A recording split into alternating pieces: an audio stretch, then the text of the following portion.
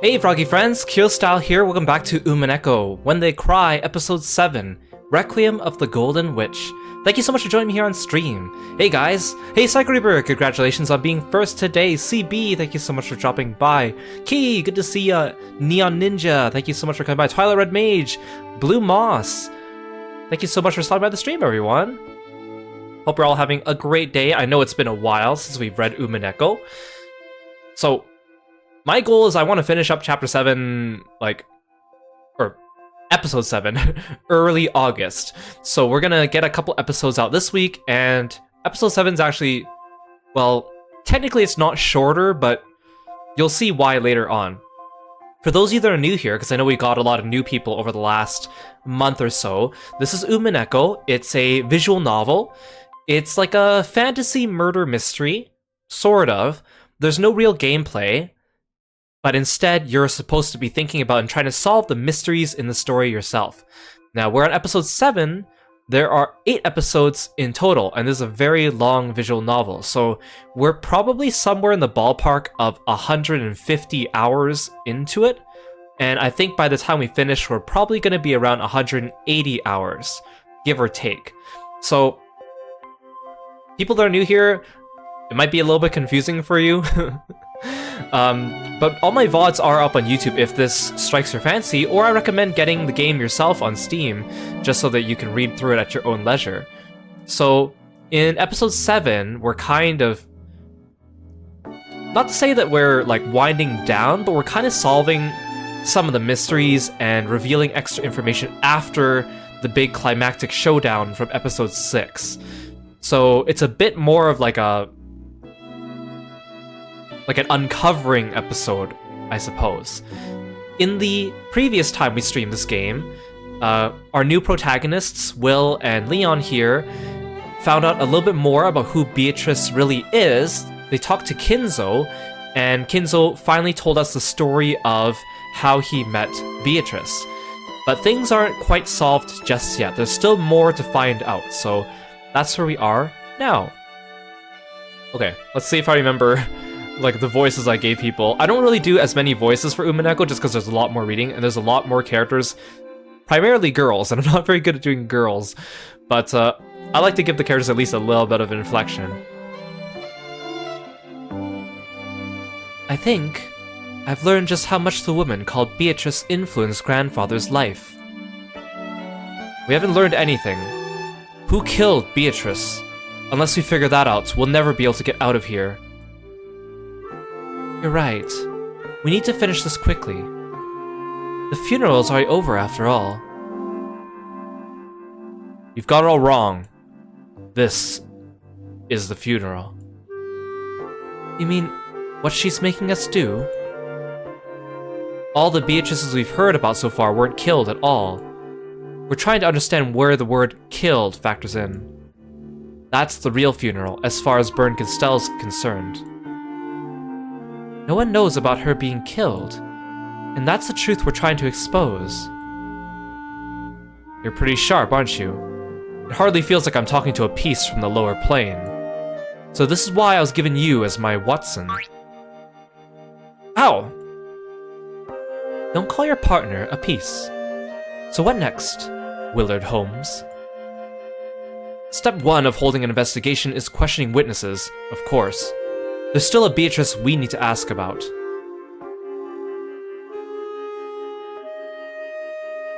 To indicate whom they should talk to next, Will nodded in the direction of George, Jessica, and Maria. Maria seemed to be lecturing the others about something. Wow, Beatrice sounds pretty incredible. Yeah, and then inside an upside-down cup, she made tons of candies appear out of nowhere. Inside the overturned cup? Amazing. Sounds like magic to me. Maria-chan really does love witches and magic. We could hardly avoid consulting our local authority on witches. When looking for someone to ask about Beatrice, Maria rose to the top of the list. The Beatrice she spoke of wasn't the real Beatrice, the one Kinzo and the others had talked about. However, here and now, on the Rokonjima of 1986, the name of Beatrice probably refers to the person Maria's always talking about. I don't see Badler anywhere. Ushimi a battler. The one who was forced to fight as Beatrice's opponent in many games, and the most important person in this game, this tale. A battler in this world would probably be the peace version, but even so, it should be possible to get some vital information out of him. Will probably want to talk to Battler too, but he was nowhere to be seen in the Cousins group. Hey, Psych Reaper, thank you so much for the sub, I really appreciate it. 11-month streak, that's awesome. Thank you so much for all your support, I really appreciate you coming by all the streams and showing your support. I hope you continue to enjoy your Kirby emotes, and I hope you continue to be an amazing froggy friend. Thank you, thank you. Adler-kun did not attend this funeral. It's a shame, seeing as he's the cousin closest in age to me. Are you two on good terms? Yes, of course. And you pinch his butt every time he says something perverted. Oh, how did you know? Did your detective instincts tell you that? Poor guy. Bernd Castell said that everything we needed was gathered here. Since Battler isn't here, that probably means it's possible to find out everything without asking for his side of the story. Or maybe she's intentionally hiding the core elements and making us take the long way around, as part of some fickle witch's game. Since he isn't here, that probably means there's no need to hear his story for the time being. Let's talk to Maria and the others. I won't say anything perverted, so keep your hands off my ass. Then why not try choosing your words a bit more carefully? With a roguish smile, Leon pinched the air, index finger against middle. It's our successor, Sama. Are you done babysitting the old geezer? Ah! At least Leon was impartial. No mercy even for Jessica. Will felt a bit gratified. I see. Since you're the successor and Krause's child, then Jessica is your little sister. He was so used to Jessica being an only child that, though the scuffle between the two looked perfectly natural, something didn't feel quite right about it. Hey Blue Moss, welcome to the stream! This is your first Umineko stream of mine. Welcome, welcome. Is this my first read-through? Yeah, or no, sorry, this is my second read-through of the game. I first read it through, like, 10 years ago or whatever, around when it first came out. So it's kind of fun to revisit it and see all the little details I might have missed the first time. But unfortunately, it means that I can't be shocked at all the reveals, but it's still a good treat, and it's fun sharing it with you guys. Jessica, can't you talk a little more like a little sister's supposed to? And while we're at it, why not try talking more like a girl your age? How many times did I tell you to stop calling me Successor-sama? Shut up! I'll live the way I want to. I'd suffocate if I had to act all refined like you, Successor-sama. Ah! Ow! Ow, ow, ow, ow! Stop it, don't pinch me! This is little sister abuse. Pervert. Stop it! Ow! Jessica, why are you talking like that in front of a guest? Do you want Mother to scold you again?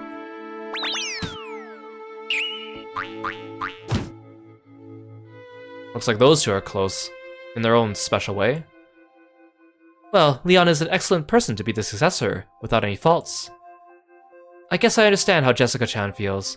Leon might be a bit too perfect sometimes. She gets compared to Leon no matter what she does, and that made her rebel.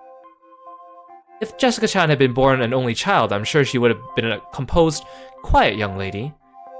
That's an interesting thought. Don't worry, that wouldn't be enough to change her personality.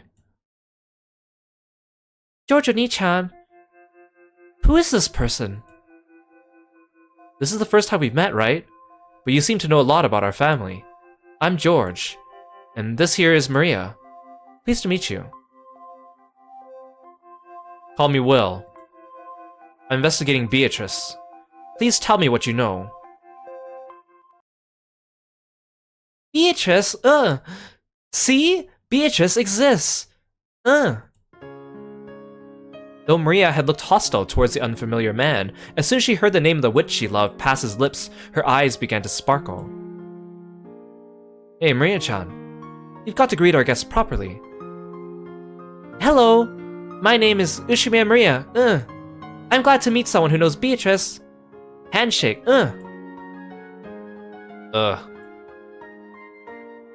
Maria suddenly stuck out her small hand and Will reached out for it reflexively. As soon as he did, he felt a bright light seeping out from the gap between their hands. The theater-going power that Bernd Castell had given him had affected Maria. Beatrice is the Witch of Rokenjima. She plays with me every time I come here. She's my best friend and fellow member of Marriage Socière. The light grew brighter and brighter. This time he could feel himself being drawn into Maria's world.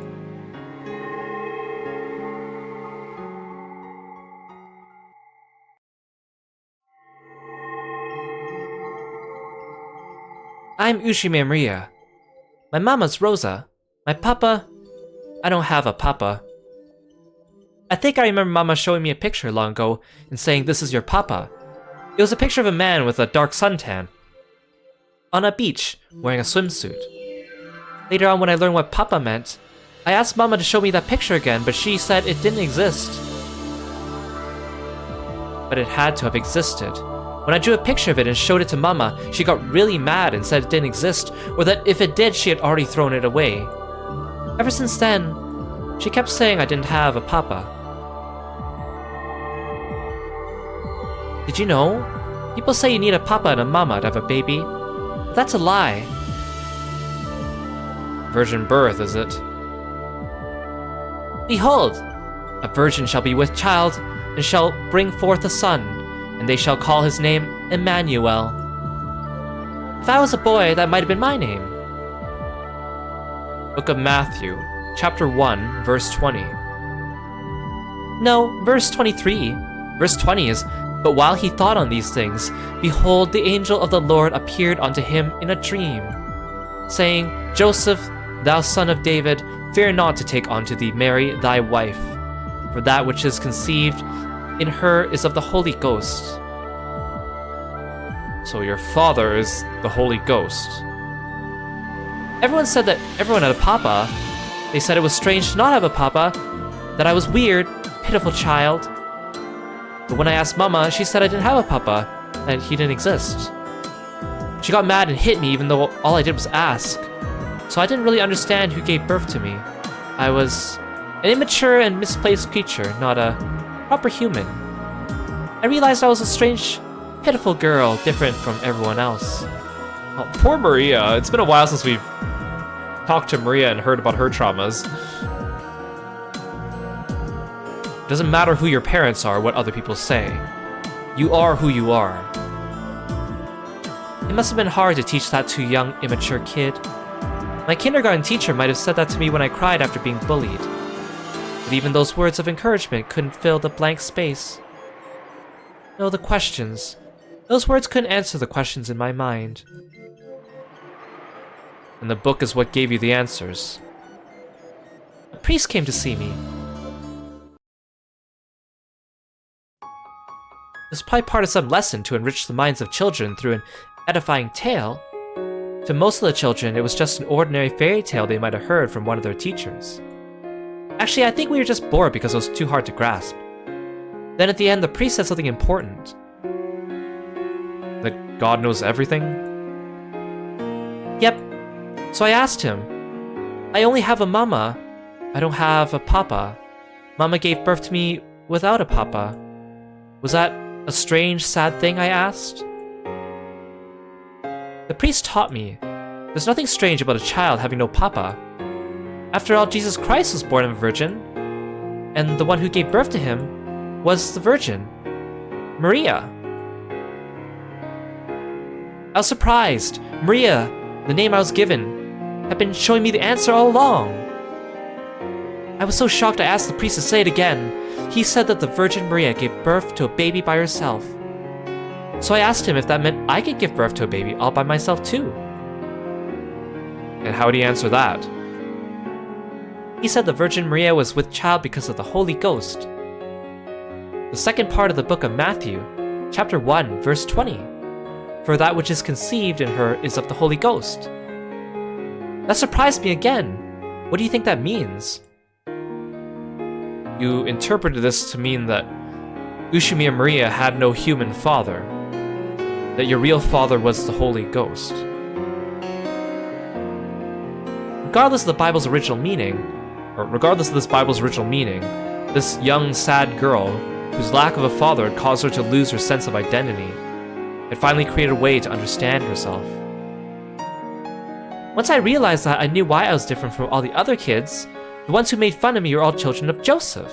But I alone was different. I wasn't worse than everyone else. I was a child of God, a child of the Holy Ghost. When I got back, I told Mama. I had no papa. Mama gave birth to me thanks to the power of God. It was probably painful for Rosa when Maria asked about her father. Why did Maria have no papa when everyone else had a papa and a mama? Every time she was asked this, Rosa flew into a rage and changed the subject. Then for some reason, and all on her own, Maria had found an answer that satisfied her. She had no papa. She was a child of Mama and God. It isn't too difficult to imagine that Rosa, after hearing this young girl's explanation, might go along with it as though it were true. Ito said that the minimum number of people needed to create a world is 2. I thought she meant you need 2 parents to create a child. That's when I thought of it. Ito may be a witch, but she's a witch born of a human. Ito isn't a child of the Holy Ghost. I'm different. I was born from Mama alone. I was born of the Holy Ghost. Ito can't create a universe without me. But God is always by your side. I can make a universe all by myself, along with the Holy Ghost. Ito called me the Witch of Origins, and she also said eventually I might become a creator who could create anything alone. All by myself, I can create something out of nothing. Ito can take that and extend it into an infinity. Ange was the witch's apostle who had spread the word far and wide. And that was Mère Sorcière. There's a huge difference between 1 and infinity. That's why Bito's so great. However, compared to the difference between existence and non-existence, 1 and infinity are nearly the same thing. I am the child destined to become the best witch. No, the greatest creator in the world. Mère Sorcière was the nest to prepare me for that. I'm Ushime Maria, Maria who stands by God's side.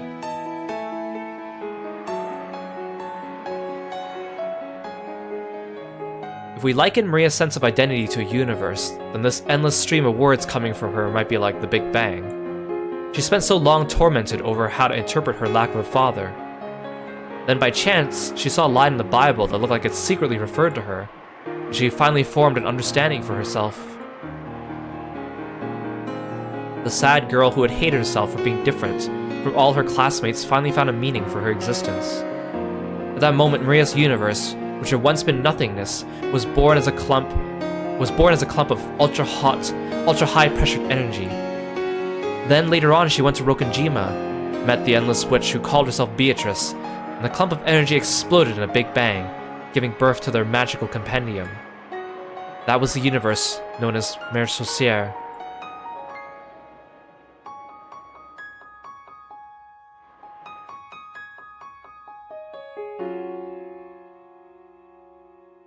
We're jumping about a bit too fast. Let's take things one at a time. Sure. Where do you want to start? After you decided you were the child of the Holy Ghost, it's easy to imagine you gradually became more and more interested in the occult. And then what? Once you reached that state, where did you meet Beatrice and how did the two of you interact? It really did happen all of a sudden one day. I wanted to meet the witch called Beatrice who lived on Rokonjima. I wanted to meet her as a fellow witch. At that time, you already knew you were a witch. I did. Even then, when it came to the Bible and the occult, I already knew as much as an adult. So even though I couldn't use magic, I believed I was a witch. It's a bit funny, isn't it? That's why I was only a witch apprentice. When did you meet Beatrice? I don't really remember when. But I do remember what it was like. It was really, really sudden.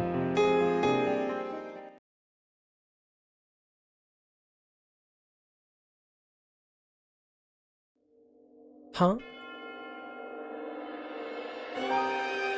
So, you are Ushime Maria, I presume.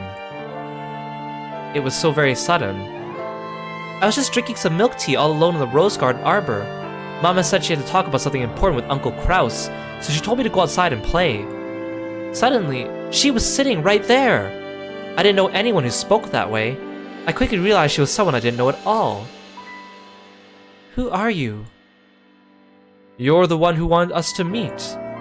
Here I am, welcoming the witch who came to visit my island, and yet you ask my name.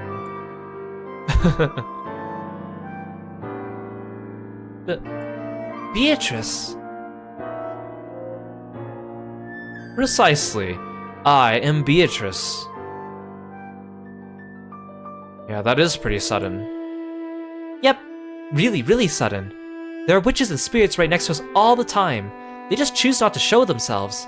And when they do show themselves, it's always sudden, as though they've been there the whole time. That's what I learned that day. And then you and Beatrice became friends? Yeah, she stayed and chatted with me the whole time until Mama was done with her work. We talked about magic and witches, about how I was a child of the Holy Ghost. What was your impression of Beatrice then? I don't like saying it, but my knowledge at least was better than hers back then. At first I thought she wasn't a very good witch. Well, that was just my conceit. There are many different kinds of magical compendiums. Plus mine was based on self-study. I probably only viewed Bito that way because her magical compendium was different from mine. It wasn't long before I came to regret that and apologized. Apologized? Did Beatrice do something to win your respect? I see. So, she showed you magic. You always love this part, how Will interacts with Maria. Yeah, it's like Maria finally had someone that she could talk to that was willing to listen to her, like, genuinely, and not, like, look down on her. Maria's been through a lot, and I know she's not always the most likable, but it's nice when she does get a little bit of a win here and there. Plus the music, it makes it very heartwarming. We moved to the beach and talked lots, sitting at a table under an umbrella. Very interesting. Maria, I see you've been quite diligent in your studies. At your age, to be capable of teaching a 1,000-year-old witch, such as myself, is truly an accomplishment worthy of admiration. So, what sort of magic can you use? Magic? If you call yourself a witch, you must be able to show me some sort of magic, correct? I was stunned for a second. Of course it should have been obvious. I was a child of the Holy Ghost. And since I studied so much of the occult, I was also a witch, not a human. Until that day, I've been so sure of both of these things. So when I was asked what sort of magic I could use, it left me in a daze. When one knows of magic and can speak of it, they finally reach the rank of apprentice. One is only a witch if they can put such knowledge into practice and use magic, correct? So I'm not a witch yet? You have studied well, and I can sense a very rare talent within you. One day, you may become a witch so great that even I could not compare. Or perhaps even a creator, as you have told me.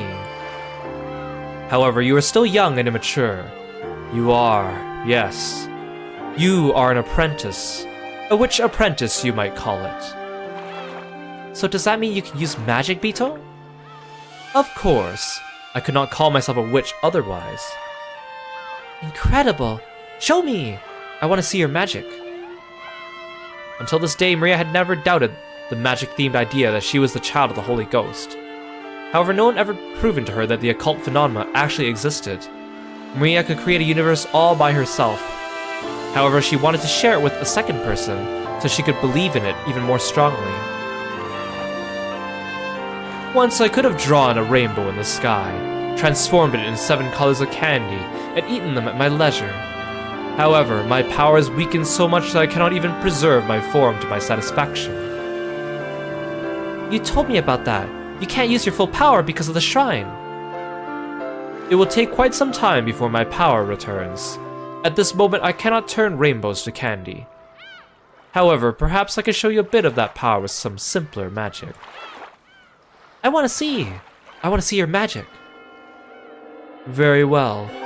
However, I must ask for your assistance.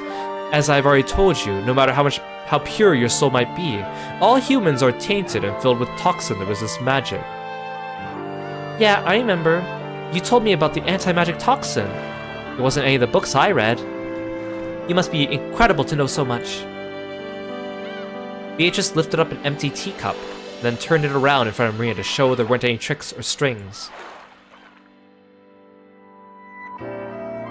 Right, the magic to make candy appear inside an overturned cup. How'd you know? You're incredible, Will. You even know about witch magic. It's the most basic sort of witch magic, after all. It was just a normal cup without any tricks in it. I want to see true magic. There was another thing Maria desired. To strengthen her belief that there was an occult side to her, she wanted to see the occult outside herself as well. That's why she agreed to help Beatrice with her magic. She didn't want her own toxin to ruin her chance of learning the miracles of magic. Hey Hakaze, welcome to the stream. Thank you so much for coming by. Good. Then try looking inside that cup. Ah! There's candy! There's candy! As a gift to mark my meeting with a new witch, and as a sign of our friendship, I offer this to you. It was a true miracle of magic. For the first time, I felt shame and embarrassment in my conceit. I could feel that sense of omnipotence disappear. The idea that I was a child of the Holy Ghost and the most important special person in the world. Instead of a child of the Holy Ghost who can't actually do anything, I'd rather be a witch who could use magic. Ushime Maria wants to become a witch. Starting off as a witch apprentice. I was already fascinated by Bito. I want to become a real witch too. I want to be your disciple. How modest. You already have an abundance of talent and diligence. Also, though it may have been different when I was at my full power, I cannot take on a disciple in my current state. So I can't become a witch's disciple? Correct. You cannot become my disciple. However, you can become my friend. Really? Indeed. From this point forth, we shall be friends. Let us continue to discuss the deep and profound world of witches. Thank you, Bito. Can I eat this candy? No, let that be a souvenir. Instead of eating it, keep it in that adorable bag of yours. Okay, I'll eat it at home. Maria, that candy was brought into being by magic. Therefore, it is fragile. If you deny my existence with that toxin of yours, it will melt and fade away. No, I don't want Bito's precious magic to disappear. Then be sure you do not forget your meeting with me. As long as you keep a little promise with me, I shall be here to greet you when you return to this island. I'll keep it. What's the promise? Well, to start, when you get home, wash your hands, then rinse out your mouth. You must not complain about this, for it is an important part of a witch apprentice's training. I'll do it! Every day when I come home, I'll wash my hands.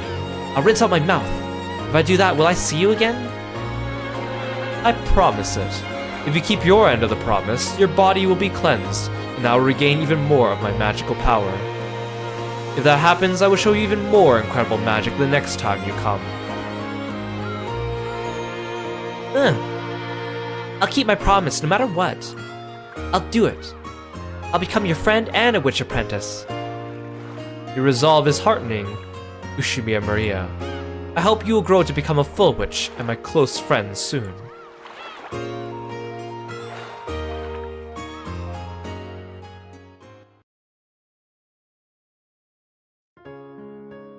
I think that was the first time I met Beatrice. And was that candy still there when you got home? Yeah, but I doubted a little, so it was all melty. I regretted almost doubting her. But if I doubted her more, the candy would disappear completely. I almost lost the proof of the magical miracle that happened before my eyes. A piece of candy melted. I think it was more of a caramel than a normal candy. It was all lumpy, just starting to melt. About what time of the year did this happen? I'm not too sure, but I remember the milk tea had ice in it. Why does that matter? Never mind. Did you tell Rosa about your meeting with Beatrice? Yeah, I told everyone about it at dinner that day. Uncle Kraus laughed at me. Then Mama, who was sitting next to me, got mad and told me to stop talking about it. next to you. But by your family's ranking system, your seat shouldn't be next to Rosa's. It wasn't a family conference. It was just when Mama and I came to visit. So there was only Uncle Krause's family, Mama, and me. There were fewer people, so we didn't sit in the same spots as family conference. And Rosa was sitting in the seat next to you. Yeah. Why does that matter? It doesn't. Have you ever met with Beatrice outside Rokkenjima? No. After all, Bito's body is fragile, so she can't go wherever she wants. I said I wouldn't mind letting her possess me, but she said she couldn't because she couldn't leave the island. And after that, you met her every time you came to Rokkenjima. Yeah, we became really good friends. The more I talked to Bito, the more I realized what an amazing witch she was. She showed me wonderful magic every time I saw her. Then she told me about a magical compendium that was different from mine, and we both talked together about the mysteries of magic. I wanted to reach her level as soon as I could. I wanted to become the kind of witch Bito was. Did you ever introduce Beatrice to your mother? Nope. She said Mama's toxin was too strong, so they couldn't meet each other yet. Almost all adults are no good when it comes to toxin, because they're all tainted. Was anyone other than you able to see Beatrice? They couldn't at first. She said her magical power was weak, so her body would crumble if even a little bit of the toxin reached her. But she gathered magical power bit by bit, and she could eventually appear in front of other people who had small amounts of toxin. And who was that? There weren't many of them, just a few of the servants. Specifically? All the servants here today. Huh? Not Goda-san, I think. So there were 4 of them. Genji, Shannon, Kanon, and Kumasawa. And Dr. Nanjo, too! Apparently they would sometimes come to visit Maria and Beatrice's witch tea parties. Of course, they only come by for minor things like bringing more tea. However, they were certainly aware of Beatrice and even talked with her. How did the servants react to Beatrice? She was a guest who shouldn't have existed. Weren't they surprised? Of course not. After all, Beatrice is the other master of the mansion. She said the servants treated Beatrice as an honored guest. She said the servants treated Beatrice as an honored guest. And sometimes they were permitted to witness new miracles of magic along with Maria. So on the Rokkenjima of 1986, the ones who could actually meet with Beatrice were you, Nanjo, and the 4 servants excluding Goda, for a total of 6. Yeah, Bito said she'd need to store up much more magical power before she could appear in front of anyone else. So she intended to show herself in front of more people sometime in the future. Yep, she said the day she made all the humans acknowledge her would be the day of her resurrection.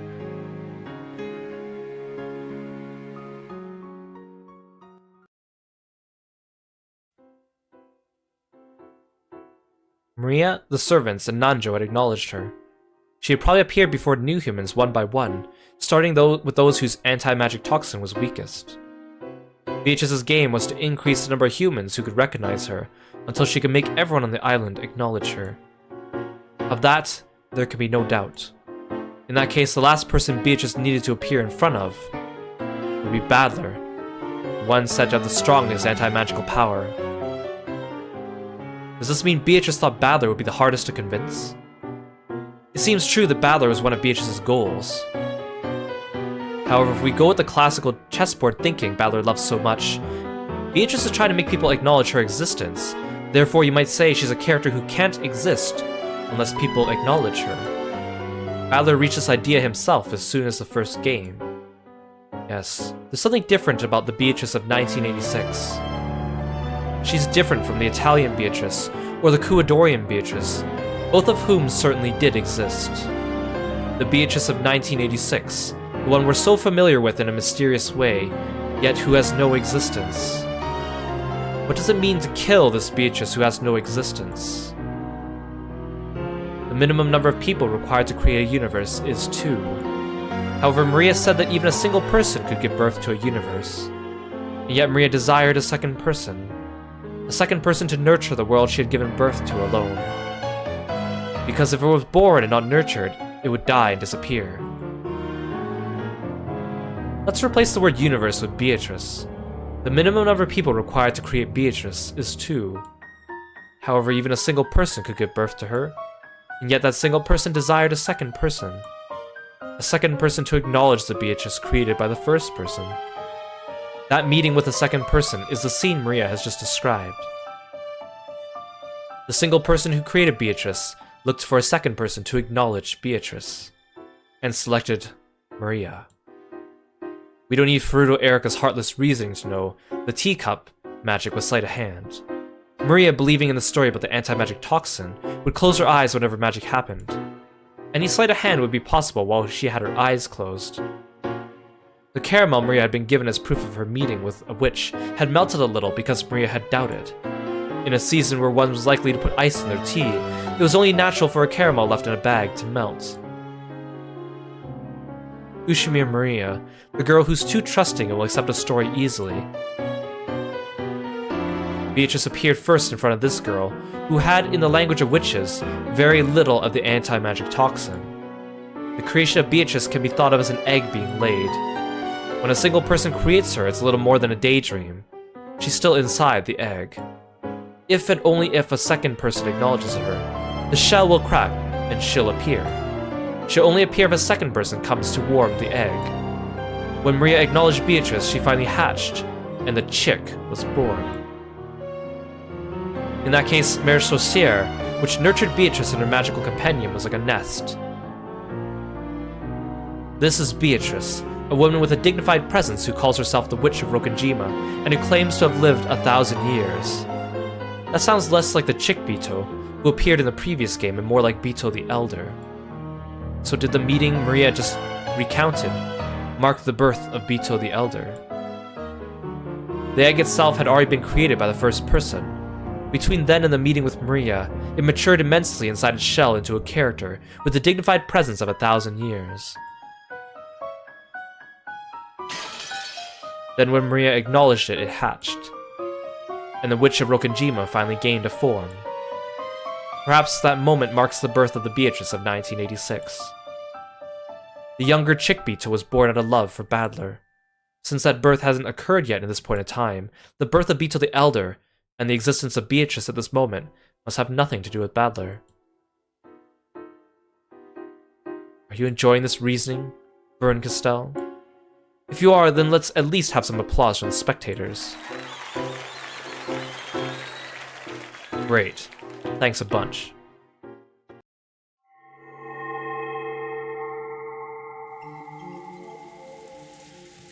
I wish for Bito to grant me a lot of things with magic.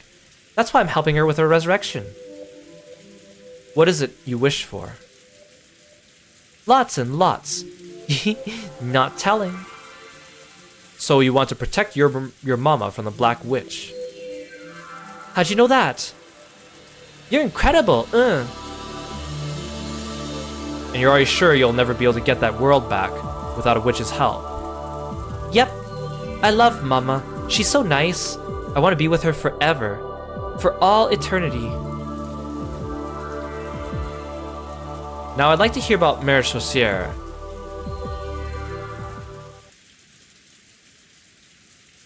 What's wrong? Don't wanna. Huh? I'm thirsty, so I'm gonna get something to drink. See you later. Maria became suddenly formal, bowed her head, and left without waiting for a reply.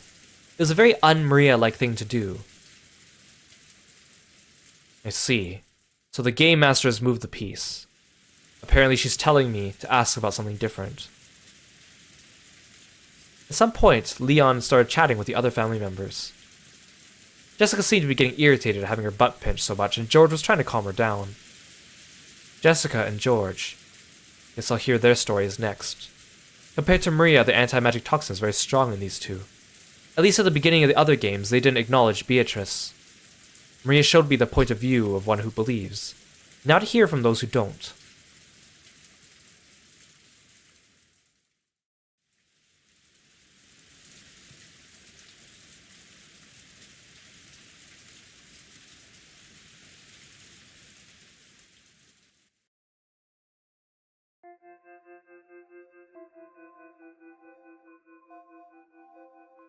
I apologize for our successor-sama's lack of courtesy back there. It's not gonna leave a mark, is it? Talk about merciless. Did you say something, Jessica? Of course not. I've already learned my lesson, okay? Leon, who had apparently been chatting with the adult siblings, spun around with a smile and stared at Jessica. Looks like the older sibling's firmly in control around here. Those are some sharp ears. I think I'm finally getting this Leon person. Yeah. Our successor-sama's always been weirdly sharp. Hey, Houndorable! Welcome to the stream! Let me write you a shout out. Thank you so much for stopping by. Thank you so much for entrusting your audience with me. Hope you had a good stream yourself. What were you playing? Welcome everyone. Please go check out Houndorable when you get a chance. Please go check out their channel, give them a follow. I'm Kiro, the frog-themed martial artist. We're playing Umineko When They Cry. It's a visual novel murder mystery with some fantasy elements, and we are quite deep into it. We're on episode 7 out of 8. Oh, you rated purely because I was playing Umineko. You've never seen someone streaming it. Oh, that's awesome. Thank you so much for coming by. Good to have more Umineko fans around. I've already read this novel before, but it's fun sharing it with my audience, and we've been slowly reading through it over the last... How long now? 9 months? 8 months? Doing it like once a week usually, so it does get quite long. Thank you so much for stopping by. Again, please make sure to check out Houndorable when you get a chance. And feel free to sit back and relax, and if you need to go lurk or, you know, fix yourself a snack after your long stream, definitely go do that for yourself. Thank you. And the adults are always gushing about that kid. And I'm always getting compared to that, both at home and at school. Come to think of it, Leon was the student council president during both middle school and high school. And the head of the badminton team, too. So everywhere you go, you get compared to Leon. It doesn't match up too well for you. I said as soon as I got into middle school, our successor-sama was already the vice president of the student council. I said, if you're going to plan to become student council president next year, that'll just put more pressure on me, so stop it. Well, the next year rolls around and guess who announces their candidacy and wins by a landslide election? Same thing again in high school. I said, please just give it a rest this time. You're already vice president. When year 3 rolls around, our successor-sama gets the student council president job again. Dad was oh so proud. Mom kept saying, now you make sure you do your best as a little sister, over and over again. Ugh. Yeah, I'm enjoying it. It's fun to read through it. It is long though, so it is taxing on the voice. But it's kind of fun to see the chat's reaction whenever we get to something that shocks them. Although it's a long ride, but I think it's well worth it. Especially since, like, of course, the first time I read through the novel, I wasn't reading it out loud, so reading it out loud takes even more time. But even so, you were still proud to be Leon's little sister, weren't you? It's not like I ever thought of it that way. Yeah, of course not. Why would I? It can be tough to be compared against perfection. But other people are other people, and you are you. There's no point in letting it get you down. Live how you want to with all you've got, and you'll be fine. Of course! But Mom and the others are always going on about how I need to follow in Ushimiya Leon's footsteps as a little sister. They keep telling me to go join the student council, to go play badminton. You don't play in a rock band, do you? What? Shh! That's a secret, okay? Apparently, she's keeping a secret from her family. Interesting. People tend to blame things on their family and how they were raised, but this Jessica girl always likes doing the same thing, even in a different world and a different family. It's admirable that she has such a true and constant interest in something. I loved it. That Peton Peton song. That Dokken Dokken song. What? Shh. Nothing wrong with the extraordinarily accomplished sort, like Leon, but kids who act their age do have their charms. That's the best way to go through life. Enjoy your youth to the fullest. Thanks. Apparently no one had ever told Jessica they approved of how she lived, and the direct way Will had put it made her turn red and hang her head in embarrassment. I want to ask you two now. The Same thing you just asked Maria-chan. Yeah. Please tell me everything you know about Beatrice. Hey Lork, welcome to the stream. Thank you so much for stopping by. Good to see you. Well, you can see how much Maria-chan loves witches and the occult. For her, Beatrice is a symbol to be admired, like an anime heroine. Whenever some trivial thing happens, she believes it's some witch pranking her with magic. You really are an adult. And so is the fact that you'd never say that to Maria, even if you think it. Of course. Childhood dreams only happen when you're a kid.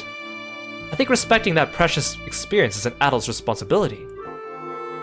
Looks like the two of us will get along well. George's position was that Beatrice was nothing more than a fairy tale.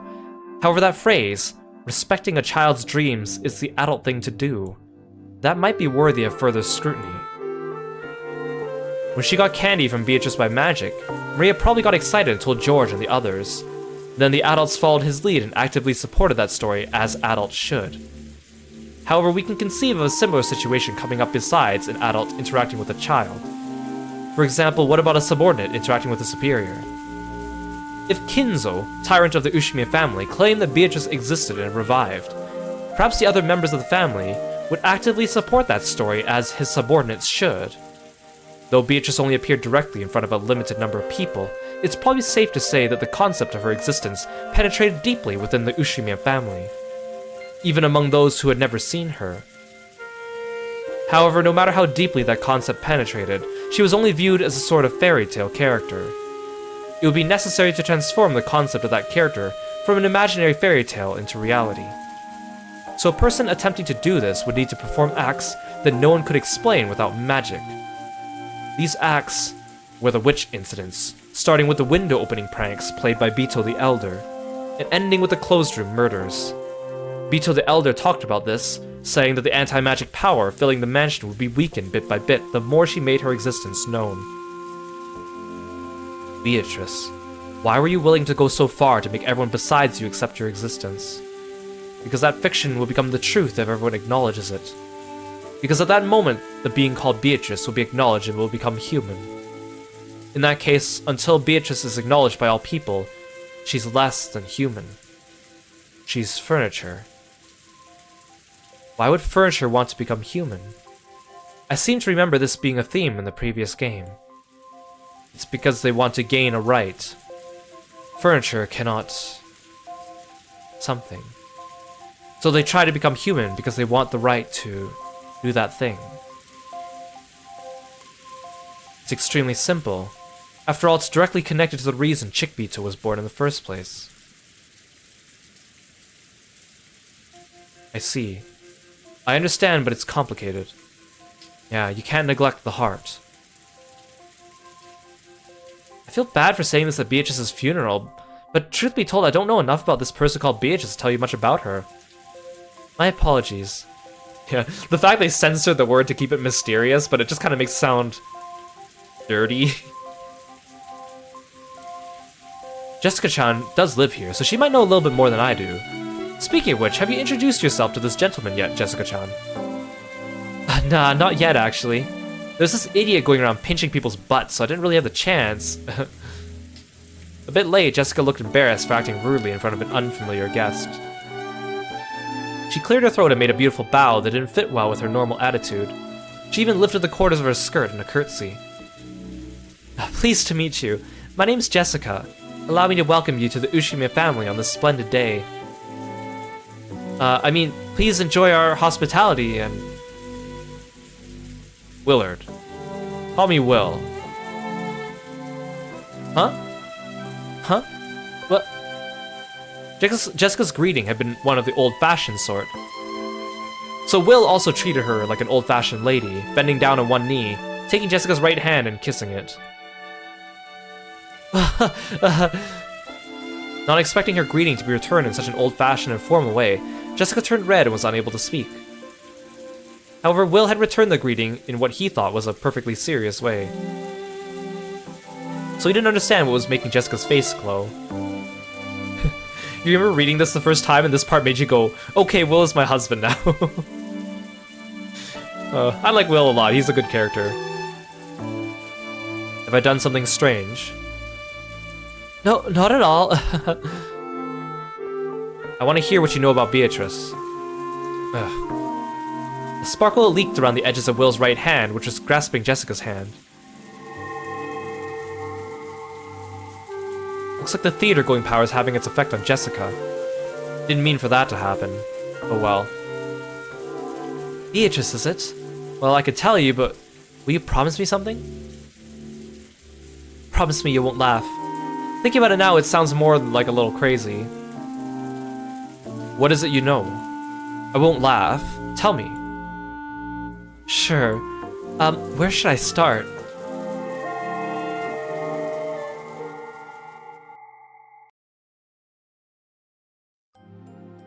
To me, the Golden Witch Beatrice is sort of like one of the 7 mysteries of the Ushimi family. You've heard of those, right? Almost all schools have a set of tall tales or ghost stories that get passed down. Like, on some days the piano in the music room will start playing by itself, or the skeleton in the science room dances around at night. Everyone's heard of them, but of course that doesn't mean they believe in them. The stories about Beatrice were the same. It was just one of those strange tales about our way too big mansion. The servants would sometimes talk about seeing things during their night patrols. Sometimes I felt a bit annoyed about them turning my home into a place for ghost stories, but I didn't pay it any more attention than that. That's how little it mattered to me. So during my normal everyday life, I would completely forget about the name Beatrice. Of course, when the huge portrait was first hung, it definitely felt creepy. Even I tried not to meet her eyes after dark, so it's no surprise the servants found it eerie. That only lasted for a short while. We all walked by the portrait every day. We gradually got used to it and eventually bored of it. I don't really care anymore about the portrait of the mistress from Grandfather's Delusions. I get that. I'll bet it was different for the other relatives who only came here a few times a year. Exactly! That's why every time the family came for a family conference, they'd always stand in front of that portrait and talk about Beatrice. So I was reminded of it every now and then.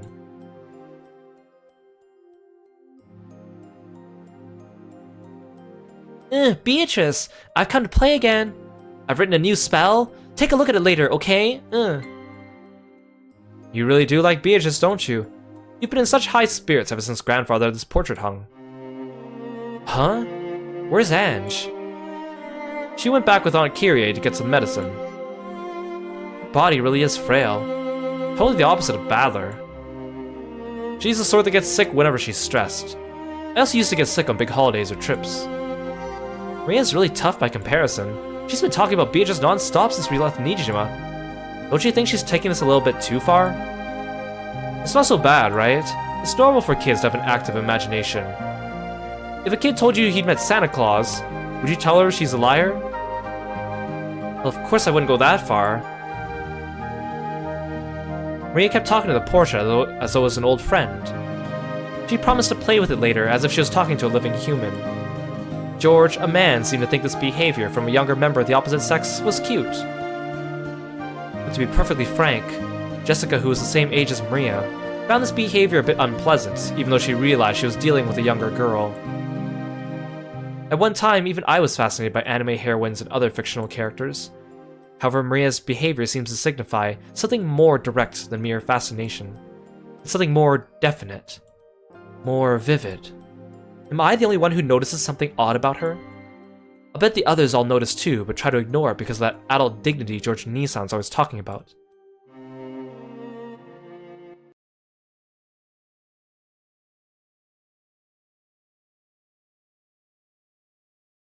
My apologies, everyone. The head is quite busy with his noble research. He wishes to eat lunch in his study today. Until a second ago, Kinzo's children had been complaining that eating lunch with their father would give them indigestion. But now they knew he wasn't coming, they started grumbling about how he should at least spare the time to come down during the annual family conference.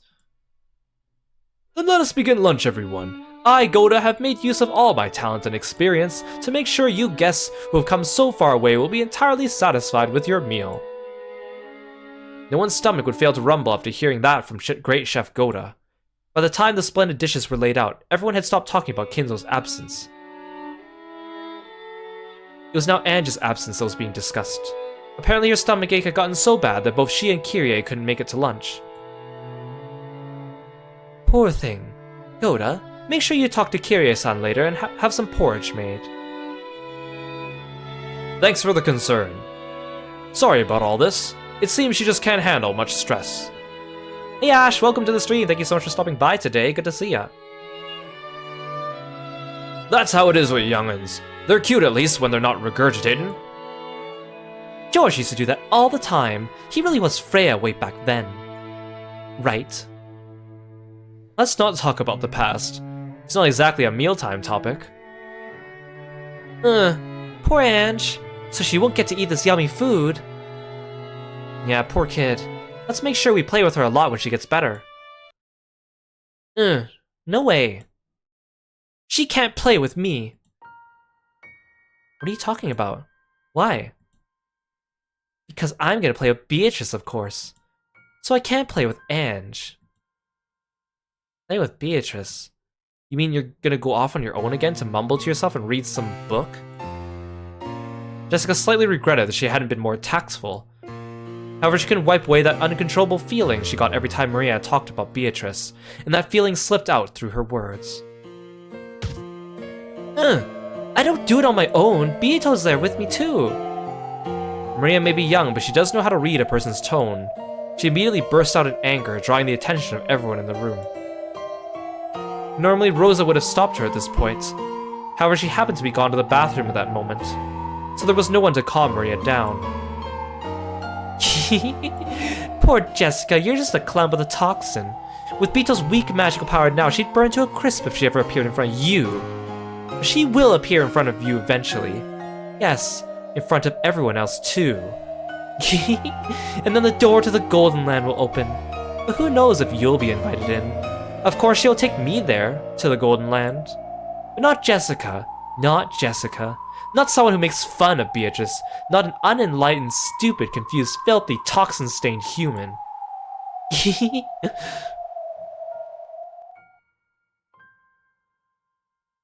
When someone makes fun of Beatrice, it's like Maria becomes a totally different person.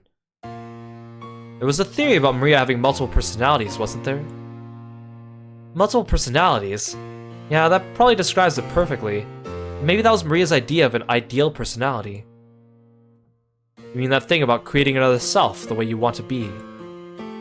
Huh? How'd you know my motto? Don't think too hard on it. You'll just get a headache. It was something Jessica once told Kennen. She'd been talking about how anyone can create another self in the image of the person they want to be. I think we heard those words somewhere near the beginning of the second game. Now that I think about it, some very interesting stuff's been mentioned since very early on. Everyone has a self they really want to become, but they can't do it. Their current self is always surrounded by their lifestyle and the limits placed on them, so they have no way of changing themselves. True. Changing yourself means changing your environment as well. That's not easy to do. So my idea was to leave the who am I alone. I'd create another self, one that I really wanted to be. You felt suffocated, forced to live the life of a rich family's daughter, and you envisioned the self you wanted to be. But I couldn't do anything outlandish at home, of course. Mom would just start yelling at me. So I made my plan. At home, I'd obediently do what my parents said, but I'd also create a second self to do what I wanted. At home, you did everything your parents told you to, and outside, you did what you wanted. That's a good way to live. You should be proud. Thanks. And well, if there's something you really want to be and you really work for it, it's easier to do than you think. I figured Maria was pretty much the same. You think Maria's doing the same thing when she gets excited and starts talking and talking? Sometimes, I think that's the person Maria really wants to be. As the youngest member of the family, she's adored but not respected. Every time she learns something, there's always someone in the family who already knows it. She doesn't get to show off her knowledge about anything. Whenever she does learn something new, we try to smile and praise her, but that might actually have hurt her. So Maria wanted to become an authority on something. It's something that all young boys and girls think when they want to shake off their childhood. It's not a bad feeling when you learn something new and your parents praise you. But when you realize your parents already knew that thing, it sometimes feels like they're talking down to you. When a kid learns their one-digit times tables, their parents will probably praise them. However, inconsiderate parents will sometimes ask mean questions like, then what is 11 times 11? Or what is 16 times 16? Or something similar. If that happens, the kid will lose his feeling of accomplishment, and will start to feel as though he could never surpass his parents. So it's easy to guess why Maria got interested in the occult, something no one else knew about, and started learning more and more about it. I think the person Maria wants to be is an authority on the occult who everyone respects. Maria has one personality, and it's definitely Maria. That's a very nice way of putting it. Now, if she talked about the occult during her everyday life, Rosa would hit her. So like you said, she's been hiding her other self most of the time. That's what I think she's doing at times like this. Maybe I should say that this is her real self slipping through the cracks to cover up her normal self. Actually, I've had some experience with that myself. I thought at times it'd be nice to become a frail, secluded lady, so I pretended to cough a lot and it sort of became a bad habit. Because everyone would be nice to you if you started having coughing fits. No, whenever the conversation turned to something I didn't like, or something that made me feel uncomfortable, I could do that to the subject. I see. And that's another self you wanted to become. I'd appreciate if you didn't tell anyone about that. Then just what is Maria's other self? An authority on the occult who can out-argue even adults? Or else does it have to do with her relationship with witches? Either way, denying Beatrice in front of Maria is clearly taboo. In her search for something more than her everyday life, Maria found it in Beatrice and inside herself. In that case, is going to the Golden Land with Beatrice Maria's wish? The Ushimiyas are talking about personas during their family conference. Looks like we're off track. Anyway, Maria kept at that tantrum until Aunt Rosa got back. I should have let her be, but I fought back. You said there was no way Beatrice could exist. Something like that. If she exists, just let me see her. Of course, once Maria started crying, I realized I'd gone too far. And then... At the end of the family conference, I was the only one still upset. Maria acted as though nothing had happened. Instead, she went off somewhere on her own and came back talking happily about how she'd play with Beatrice again. Everyone, me included, decided not to contradict her. By that time, it was best to just accept it and ignore it. Is that all you have to say about the family conference? About the conference, yes. What I want to talk about is what happened after the conference was over and everyone left.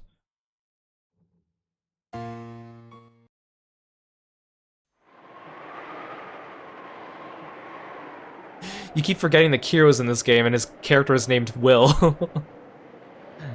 I do like Will a lot. I think I can relate to him on some level. Even after the conference ended, I still felt a bit uncomfortable. If Maria had just stayed mad, we could have made up with each other, and I could have put it all behind me. But since Maria got over it, it felt like I was the only one unsatisfied. Oh, lady. Why the gloomy face? Oh, it's you. It's nothing important. Did everyone make it back okay? If they're still on schedule, they should have reached Nijima Airport by now. You've done your part well, milady. I haven't done anything. It's you servants who've done a great job. Are you still upset by that fight you had with Maria-sama yesterday? Sort of. She's just a kid, right? It's not something you need to worry about all grown up and in high school. Yeah, thanks for coming by, Ash. Good luck with all your studies. We'll catch you later.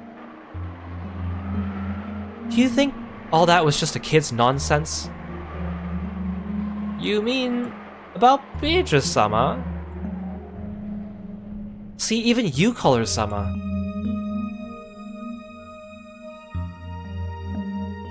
Beatrice is the name of grandfather's mistress, the person he's still infatuated with. I realize that as a servant, Kumasawa-san can't speak of her indiscreetly. Still, that's now become the name of the fictitious witch who lives in this mansion. It's almost natural for people to call her Sama. Beatrice is just a ghost story created by adults to stop us from wandering into the forest. Maria just thought it was interesting one day and decided to act like it was true. Oh, if you say such things, you'll end up regretting it. After all, Beatrice-sama exists. Again, when you say stuff like that, you're just freaking me out. I may not be George Nissan, but I'm not gonna go around shouting that Santa couldn't possibly exist. That doesn't mean he actually exists. You'll find you're wrong there, milady. Wrong? Oh yes, the gods dwell in all things. In the same way, Beatrice-sama dwells in this mansion. Like the gods, Beatrice-sama will do you no harm if you respect her. As you say, it would be as though she doesn't exist. However, if you ever fail to show proper respect, her curse will descend upon you. Of course, this doesn't apply only to Beatrice-sama. If there's a curse, let me see it. I just love to meet her. Milady, you mustn't say such things.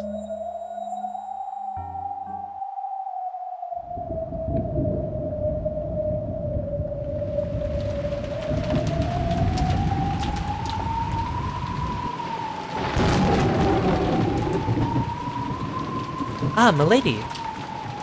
You did a fine job today.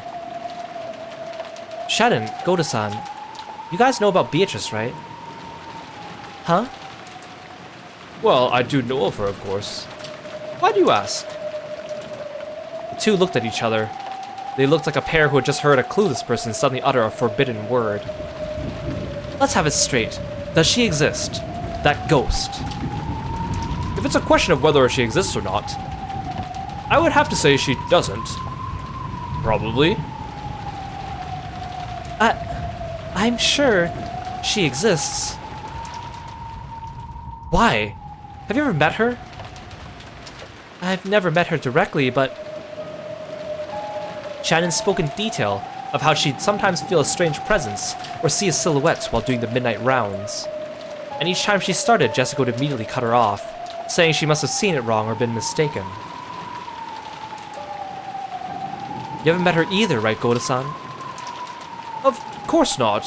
However, well, he was being very evasive. Even a man as big as Goda is apparently unable to deny the existence of someone he'd never met.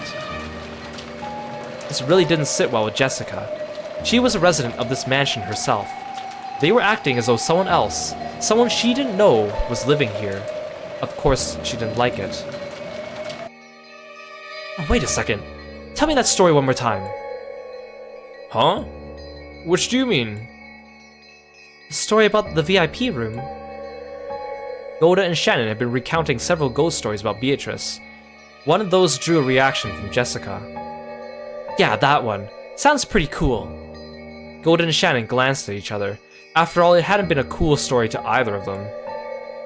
You mean that you mustn't enter the VIP room at 2 o'clock in the morning? The one about how Beatrice-sama returns to the VIP room every morning at 2 o'clock, so you mustn't go near it. Yeah, that's it. Pretty cool. All the other stories about people saying they heard or saw something Beatrice like, but this one isn't.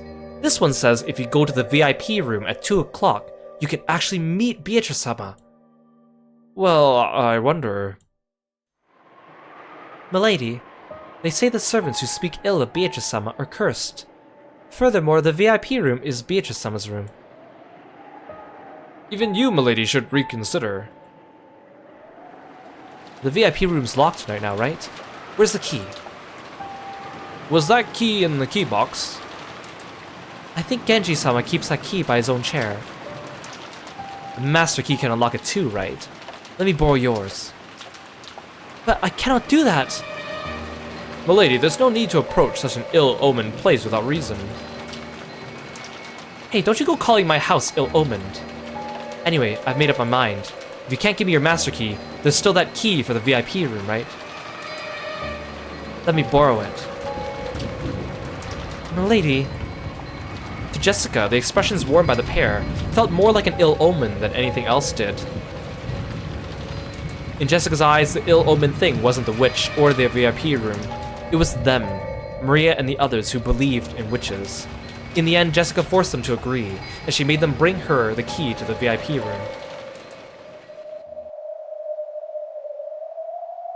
So you went on a classic test of courage to see if Beatrice would really appear in the VIP room or not. Pretty much. Still, I wonder why I was so fixated on doing it. I must still have been brooding over that fight I had with little Maria.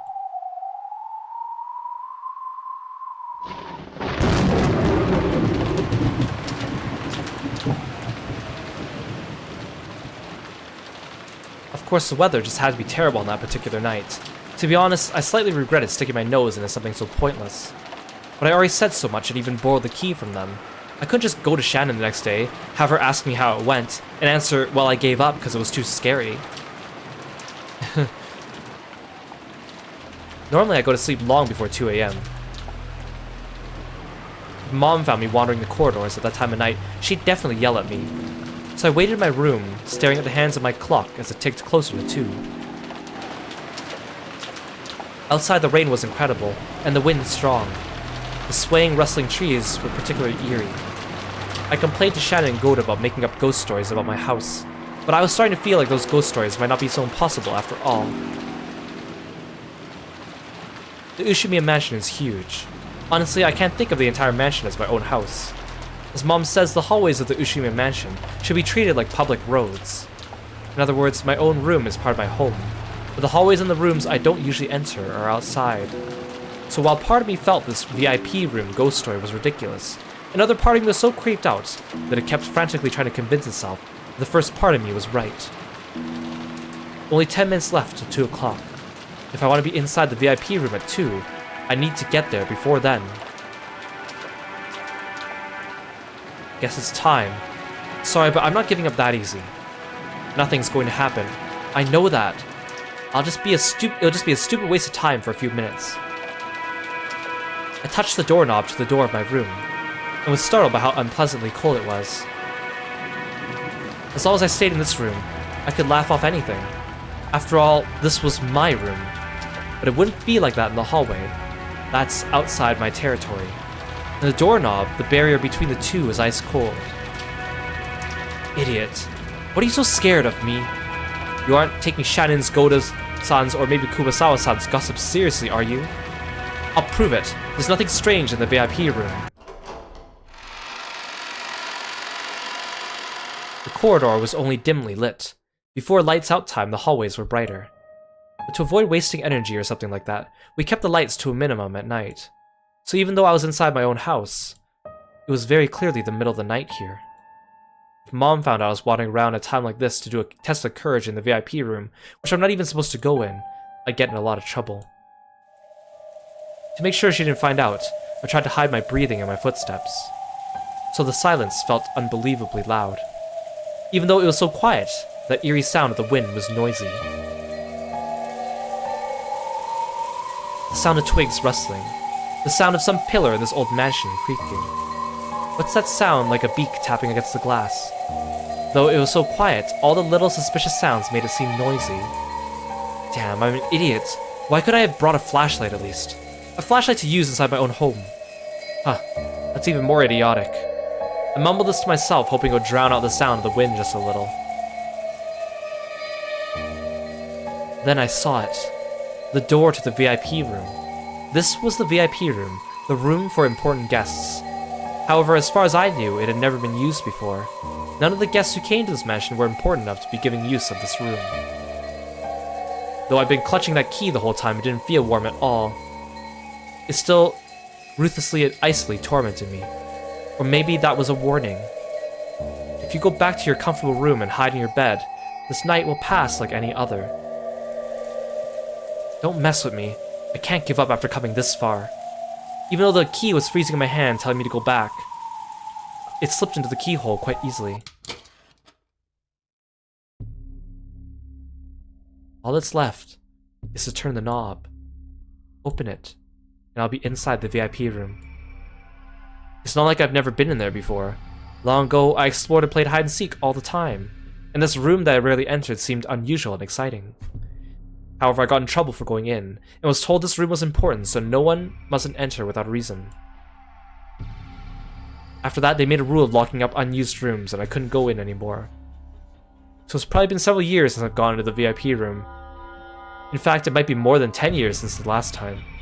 The inside of the room had probably changed from how I remember it. Come to think of it, even then, I felt there was something unsettling about it. Slowly, I pushed the door open. The door was light, and even after I let go of it, it kept opening by itself as though beckoning me in. Beyond it was a darkness as thick and heavy as ink. Even the dim light that peeked in from the corridor seemed bright in contrast. Ugh. I stuck my head in, feeling about for the light switch next to the doorway. This was a horribly awkward and uncomfortable way to do it. All I really had to do was step inside and search for the switch from there. Unwilling to take even a single step into the room, I timidly stuck just my arm into the darkness and felt along the wall. There. Click. The switch, which was hardly ever used, felt stiff and lifeless. However, once the light turned on, the darkness vanished in an instant. And there, exactly as it had been, as though not a thing had changed in all these years, was the VIP room. The curtain in the bed cover might have been slightly different, and maybe the chairs and the like had changed too. Still, if I had to put it in words, I'd call it the feel. The stiff, lifeless feel of this room hadn't changed. If I hang around here, someone might find me. I'd rather not have Mom find me here. I readied myself, and though I couldn't even bring myself to enter this room when the lights were out, I finally entered. As soon as I closed the door, I felt an oppressive, suffocating sensation. Alright, I've shut myself inside the VIP room. Bring it, Beatrice. What time is it now? I looked around the room, but I couldn't see any clock. I'm not in the habit of wearing a watch around the house. Damn. I'm not sure what time it is. Still, I know there's only a few minutes left at most. I tried to suppress my desire to use going to get a clock as an excuse to run away from this place. Even so, just standing around like this was boring. When I looked around again, searching for something to sit on, I found something strange. What's this?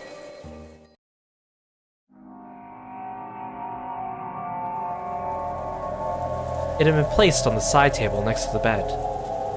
If this room had been used often, I'd have thought it was just one of the owner's personal belongings. But no one lived in this room, so this can't belong to the room's owner. What is this? An offering or something? Creepy. It really did look like an offering. A small French doll was sitting on the side table. The doll's hair was gold. It was wearing a black dress. Just who managed to find this doll, and where? There's no doubt that someone placed the doll here to symbolize Beatrice. Does that mean this doll is supposed to be the owner of this room or something? And looking like an offering to that owner, there sat a small plate with several cookies and wrapped chocolates. It was all set out neatly, and there was no dust piled up on the doll. In other words, both the doll and the offering were taken care of on a regular basis by the servants, kept in good condition along with the rest of the room. Taken care of? No, it's more than that. It looked like an offering. No, like some sort of worship. A prayer saying, please don't curse us. So even though the doll was more than eerie enough by itself, viscerally, it was even more unnerving to imagine it had been kept safe and worshipped in a place like this. Stupid. Am I supposed to clap my hands together and say, please don't curse me? Jessica forced herself to look away from the bizarre doll. She couldn't bring herself to sit on the bed that wasn't hers. Then again, she didn't really feel like sitting down on a chair either. She had lost any desire to sit on anything in this room. I wandered about aimlessly, then peeked out the window through the gaps in the curtains to stare at the dark, rainy night. What the hell am I doing? Hanging about in the VIP room this late just because that fight with Maria is still eating at me? This is totally pointless. Beatrice. Just when did that strange witch start living in this mansion? Grandfather's always yelling about Beatrice. Since it's apparently the name of his dead mistress, people started talking about how her ghost must haunt this mansion. There's that kid's horror story about the witch in the forest, which might be a ghost story made by the adults to stop the kids from going in there. The portrait grandfather had hung in April was really striking. And there was also that weird epitaph. The creepy words on that which sounded like some sort of ceremony with human sacrifices made the name of Beatrice seem all the more unnerving. At some point those stories mixed together, and now people say the witch Beatrice exists. I don't believe in Beatrice, because I know she's just a fictional person made by a fusion of a few horror stories. The Beatrice who was grandfather's mistress probably did exist, but she wasn't a witch.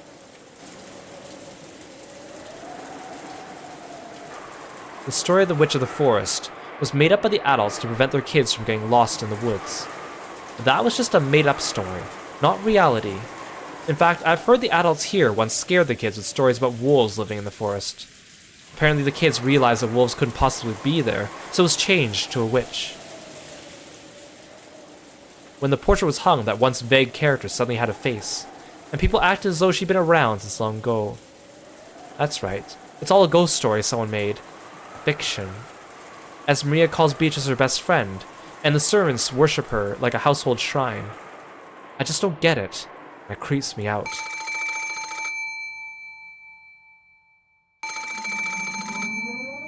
The sudden ring of the phone made me jump so hard I thought my heart would explode. There was a phone on the bedside table across from the one with the doll, and it was ringing noisily. Yeah, the kids are smart enough to realize the wolves can't live in that forest, but witches on the other hand... However, I was only surprised by the first ring. By the time it had rung 3 times, I regained my cool enough to grumble about this being a prank done by someone trying to scare me. If I rush to pick it up, I'll probably hear someone laughing at me, saying, "Were you scared?" I thought about ignoring it instead, but it kept on ringing incessantly. It was a pretty loud sound to have going on and on this late at night. If Mom somehow manages to hear it from her room, I'm screwed. Okay, I've got it. Might as well say you scared me or whatever. I decided to pick up the receiver. I'll just say, that surprised me, and maybe follow that up with, looks like Beatrice didn't show up after all. After all, this is my victory, in a sense. Hello? Hi, Beatrice. Huh? Maria? I don't get it. Did I hear that wrong? Why would Maria be calling here? Hello? Thanks for teaching me the fun song last time. In return, I'm gonna sing you a song, Beatrice. I just learned this one. The voice, the intonation, the manner of speech, all of it clearly belonged to Maria. What's she talking about all by herself? Maria just kept on talking happily as I stood there, stunned and unable to interrupt. Eventually, Maria started singing an old, familiar song that even I knew. I don't get it. Maria? Hello? Wait a sec, stop singing! What's going on? I don't get it! Hello? The voice and the lights. Everything disappeared. In the pitch black, I couldn't see anything. Couldn't tell what was happening. I don't get it. What's going on?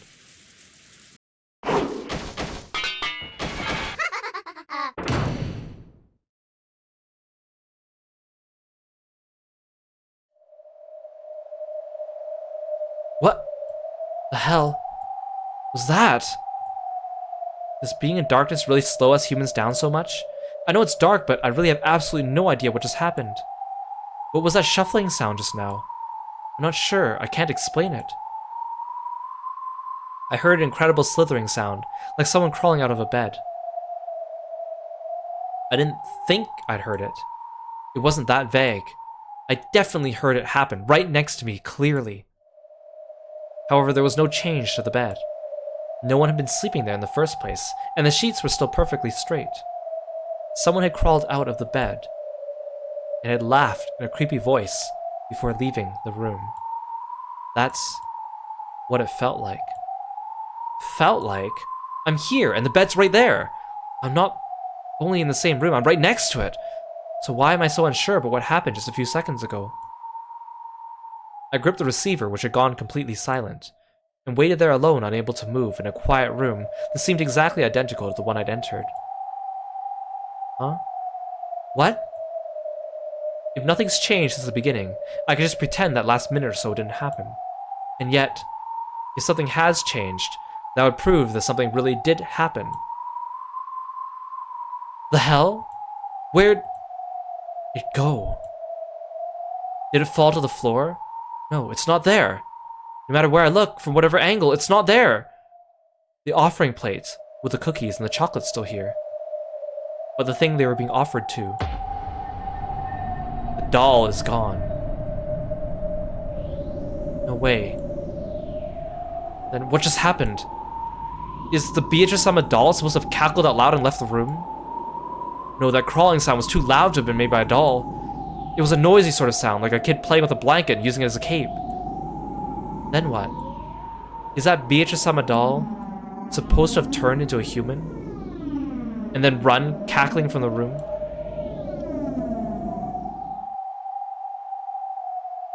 No way. After that, nothing happened. The doll alone disappeared and nothing else changed. In a VIP room that remained completely unchanged and was filled only with the sound of wind and rain, I stood there too, shocked to move.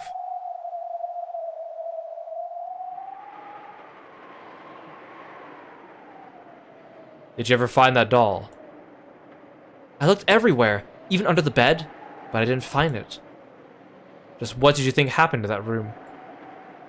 I don't think it was actually Beatrice-sama's curse. It might have been a prank done by the servants. Prank? Maybe they recorded Maria's voice beforehand. They then called it exactly 2 o'clock and pushed the play button. They could have cut the power of the switchboard or something. Then someone who'd been hiding in the VIP room would make a creepy laugh and take the doll and leave. If that's how it happened, everything fits. Doesn't sound like you're really convinced. No kidding. After all, if that was just a prank to scare me, the scale was way too large.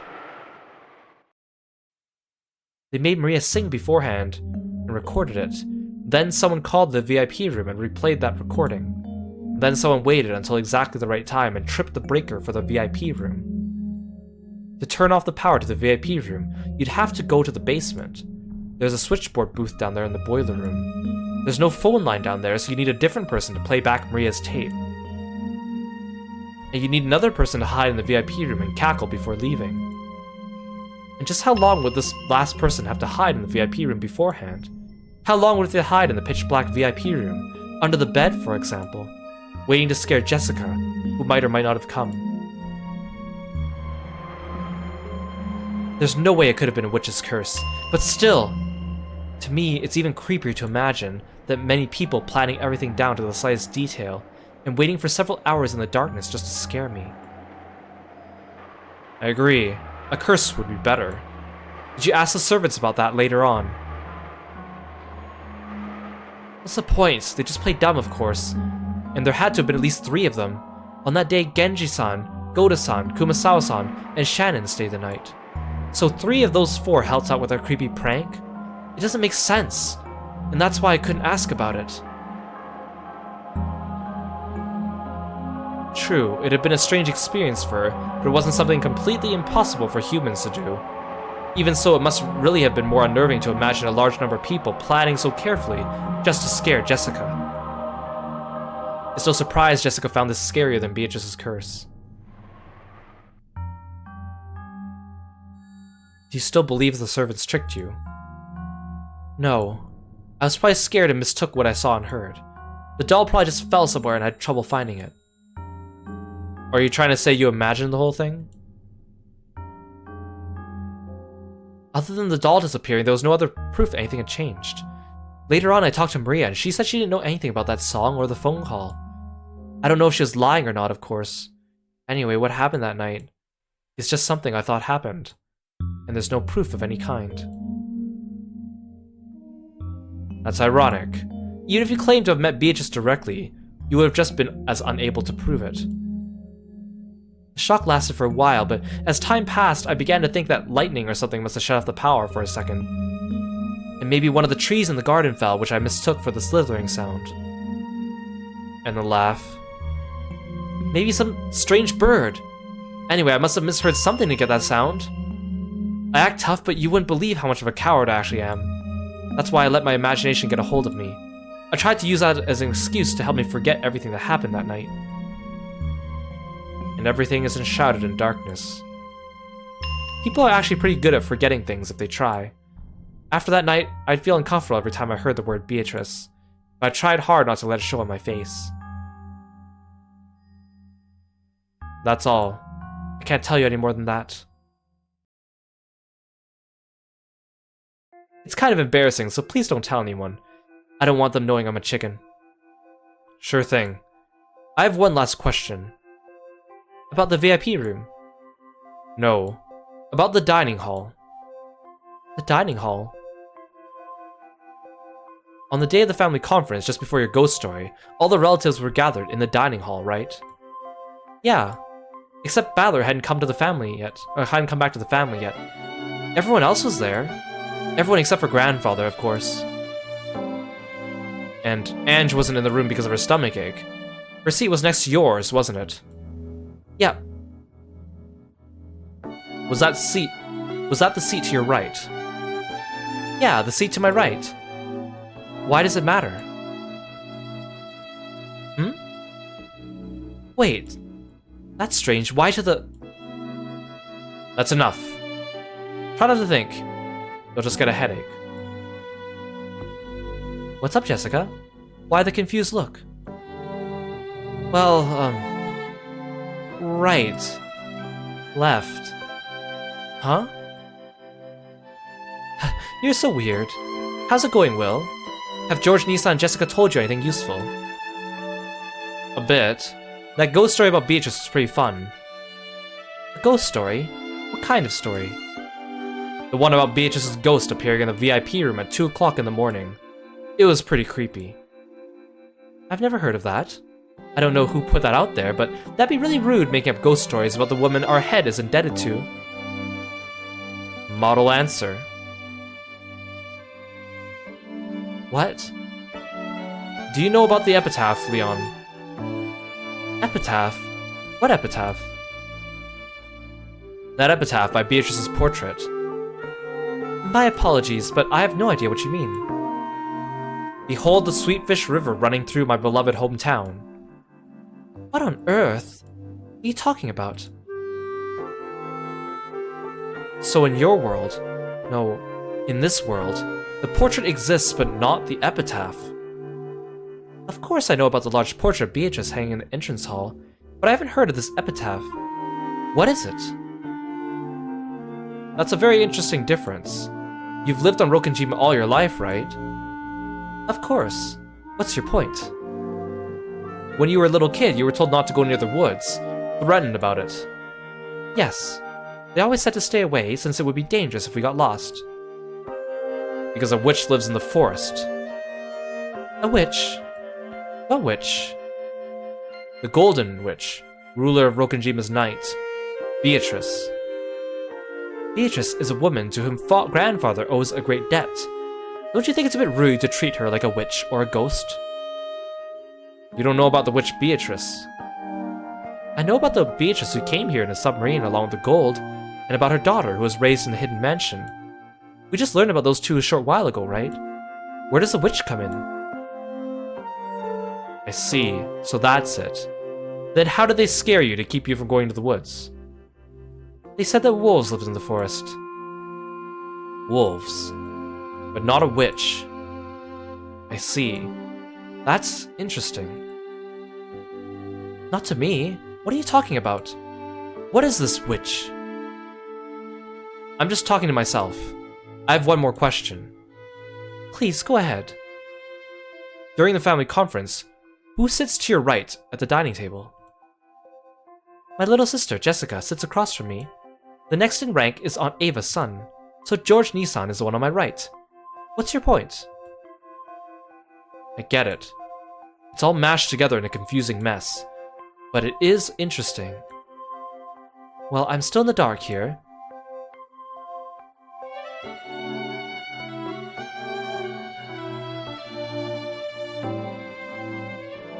I think Will's starting to piece things together. How about you guys? Are you starting to get the picture here?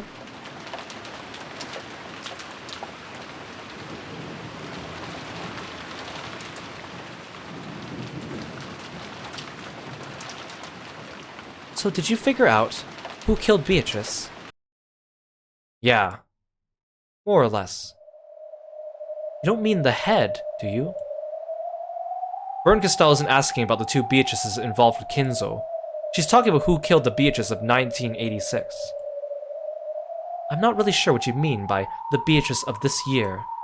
What's all this about a witch called Beatrice? And then there's what you were talking about, that epitaph too. Isn't it about time you explained all this to me? Alright. No point stringing you along. Let's start from the beginning. Who is this witch Beatrice? Strictly speaking, it isn't... Oh, sorry, let's start from the beginning. Who is this witch Beatrice? Strictly speaking, it isn't a person. It's the concept known as Beatrice the Golden Witch. You mean the ghost stories themselves? To be more specific, even the ghost stories are only one of the elements that create the concept. You've lost me. Ghost stories are normally told in the second person or third person. However, someone started telling those in the first person. You mean someone started claiming that they were Beatrice? The legend of Rokonjima's evil spirits and the made-up story for keeping kids out of the forest. These were combined with Kinzo's constant cries of Beatrice, Beatrice, and gradually became the legend of the witch. Ushimiya Maria became entranced by that fictional witch and begged for a chance to meet her. And then someone answered her call. I'm still not following, but I'll just nod and tell you to keep going. What do you mean by answered her call? Because of Ushimiya Maria's unfortunate childhood history, she became obsessed with the occult. Someone felt sympathy for her, acted the part of Beatrice, and played with her. Maria tends to recognize people by their behavior rather than their physical appearance. Though Rosa is only one person, Maria calls her mother the Black Witch when she gets violent. And at these times, Maria views Rosa as a different person, separate from her mother. In other words, even when a person visually looks the same, she tends to view them as multiple different people depending on their attitude. This fact puts the scene where Maria first met Beatrice in a new light. Hey Kamakun, welcome to the stream, thank you so much for coming by. Who's the hottie with the V-neck? His name's Will, he's the main character of this episode, and he's a detective, and also he's really cool. After being chased out of the mansion by the adults, Maria decided to have some tea in the rose garden. At that time, somebody probably started talking to Maria. Then when they heard this occult-loving girl talking happily about how she wanted to meet the witch Beatrice, this person acted as though Beatrice was possessing them. On the outside, they didn't look like Beatrice. However, when their manner of speech and behavior changed abruptly, Maria would recognize them as a different person. That's why her appearance was so sudden. We can probably view Maria's love of witches and the occult as a form of escapism. She believed the power of witches could bring about a change in her unfulfilling and incomplete life. That's why she wanted to believe that witches exist. She thought that believing could make her happy. It's true that Aunt Rosa brought up Maria by herself, and that she was always busy with work. I do feel sorry for Maria, but still... Don't neglect the heart. Maria believed for the sake of believing. She believed in Beatrice's conjuring trick from the bottom of her heart. That probably comforted her a lot. And at the same moment, the witch Beatrice was born. Someone saw that Maria-chan wanted to meet a witch, so they decided to play witches with her. That's right. This marks the birth of Bito the Elder. All of that about living 1,000 years and being bound to Rokonjima, that was mixed into the story of ghosts wandering the mansion at night, which is part of the legend of Rokonjima's evil spirits. As Furuto Erika guessed, the two ghost stories had fused. Someone fused the two ghost stories together and acted the part. So Beatrice held traits from both ghost stories. She was the master of the mansion's night, while also fearing spiderwebs. So when Bernkastel asks us who killed Beatrice, she means who killed the kind person who acted the part of Beatrice. That's close, but not quite. She doesn't mean someone acting a part. We're talking about two different people. Just like how in Maria's eyes her mother and the Black Witch are different, separate people, Beatrice and the person who played that part are also different people. It was just like Mère Chaussière. One person would be the creator, and the other would acknowledge those creations, thereby nurturing the illusion. The Golden Witch Beatrice was also created by one person, and then nurtured when Maria acknowledged her. So killing the role that was being acted out, wouldn't that mean the same thing as killing the kind person who was playing the part? Even if Beatrice's vessel is lost, that isn't the same as Beatrice being killed. It's easier to understand if we use the telephone as an example. Let's say I call you on the phone. From my perspective during the call, the phone is you, and in a sense that's what I talk to. But what if I break the phone? I see. If you kill the phone, you won't be able to talk with me, but that doesn't mean you've killed me. We know Maria once offered to let Beatrice possess her early on in their relationship. That clearly shows that Beatrice didn't look like the portrait at the time. So if the person acting the part and the witch character they play are different people, we're talking about killing just the witch character itself. Is that even possible? Only the actor can kill the character. In other words, the person who killed Beatrice is the person who played the part of Beatrice. You mean that the person who played Witches with Maria-chan is the culprit Bern Castell's talking about? That's it. But, as if that wasn't confusing enough, this chapel is now a world inside a cat box. The culprit is the cat. There are now 2 cats existing at the same time, one alive and one dead. Confusing is right. I'm still lost, but keep going. You're saying that there are 2 culprits. Right. The human who can create and kill Beatrice, and the human who never gave birth to Beatrice in the first place, who can kill the concept of Beatrice. Both those humans are here. This is where, like, I mean, not to say it wasn't already confusing, Will's doing a pretty good job of explaining this, but like a lot of what he's saying is very interesting and reframes the way that we're understanding this entire episode. You're really hoping Kinzo's the Beatrice of 1986? I guess we'll find out. Kinzo walks around, you know, in a Beatrice outfit at night to have fun, right? Then let me ask, in this Beatrice murder case, who are the 2 culprits? Let's start with the dead cat. Who is it? You. What? It's painfully easy to guess. Your world is the only one where the witch Beatrice doesn't exist. I don't understand. Both Maria and Jessica told me stories about the witch Beatrice. However, when they talked about the ranking system at the dining table, you weren't there. I wasn't there. Maria came to visit Rokkenjima with Rosa, and Rosa was sitting next to her. That's impossible. If you exist, then Leon comes after Rosa, then Jessica, then Maria. There should be 2 people between Rosa and Maria in rank. In that case, they should be sitting on opposite sides of the table and separated by 1 seat. In other words, in the world where Leon exists, it's impossible for Maria to be sitting next to Rosa. It was the same in Jessica's story.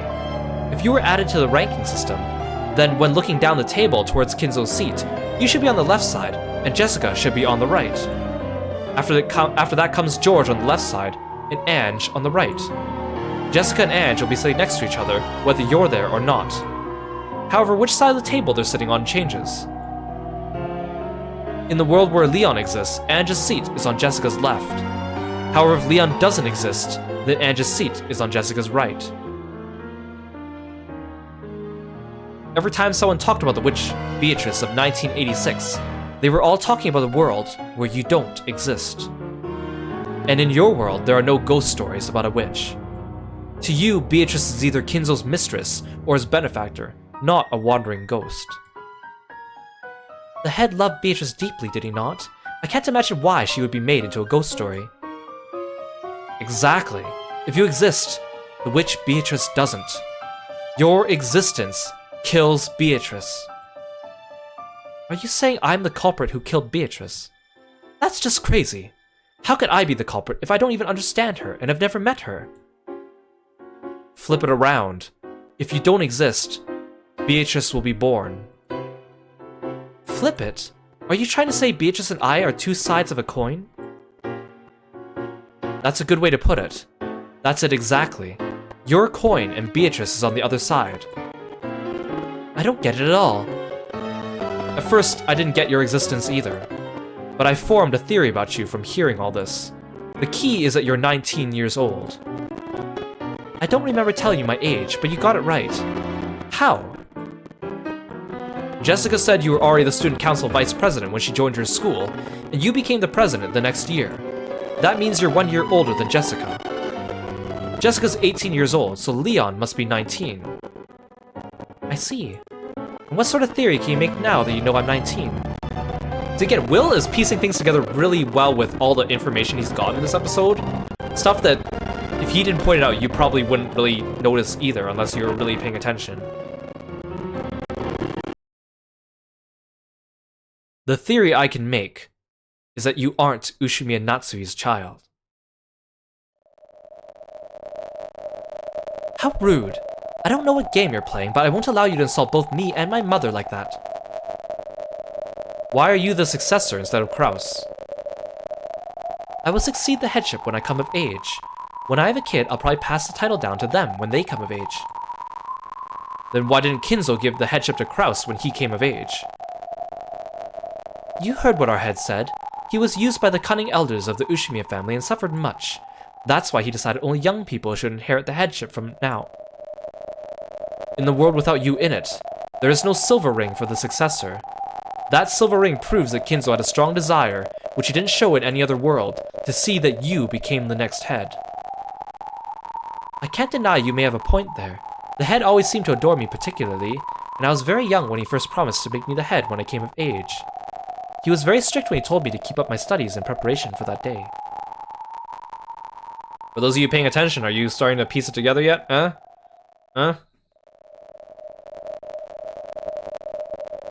I don't think my father was any less talented. Why did grandfather skip over him and make me the successor? I thought it strange from time to time, but since it's always been that way, I never said so out loud. Do you know why Kinzo wanted you and not Kraus to become the next head? How could I know? Are you trying to tell me to stop neglecting the heart again? Do you think you understand how the head's heart works? It's because you're the child of Kinzo and Beatrice.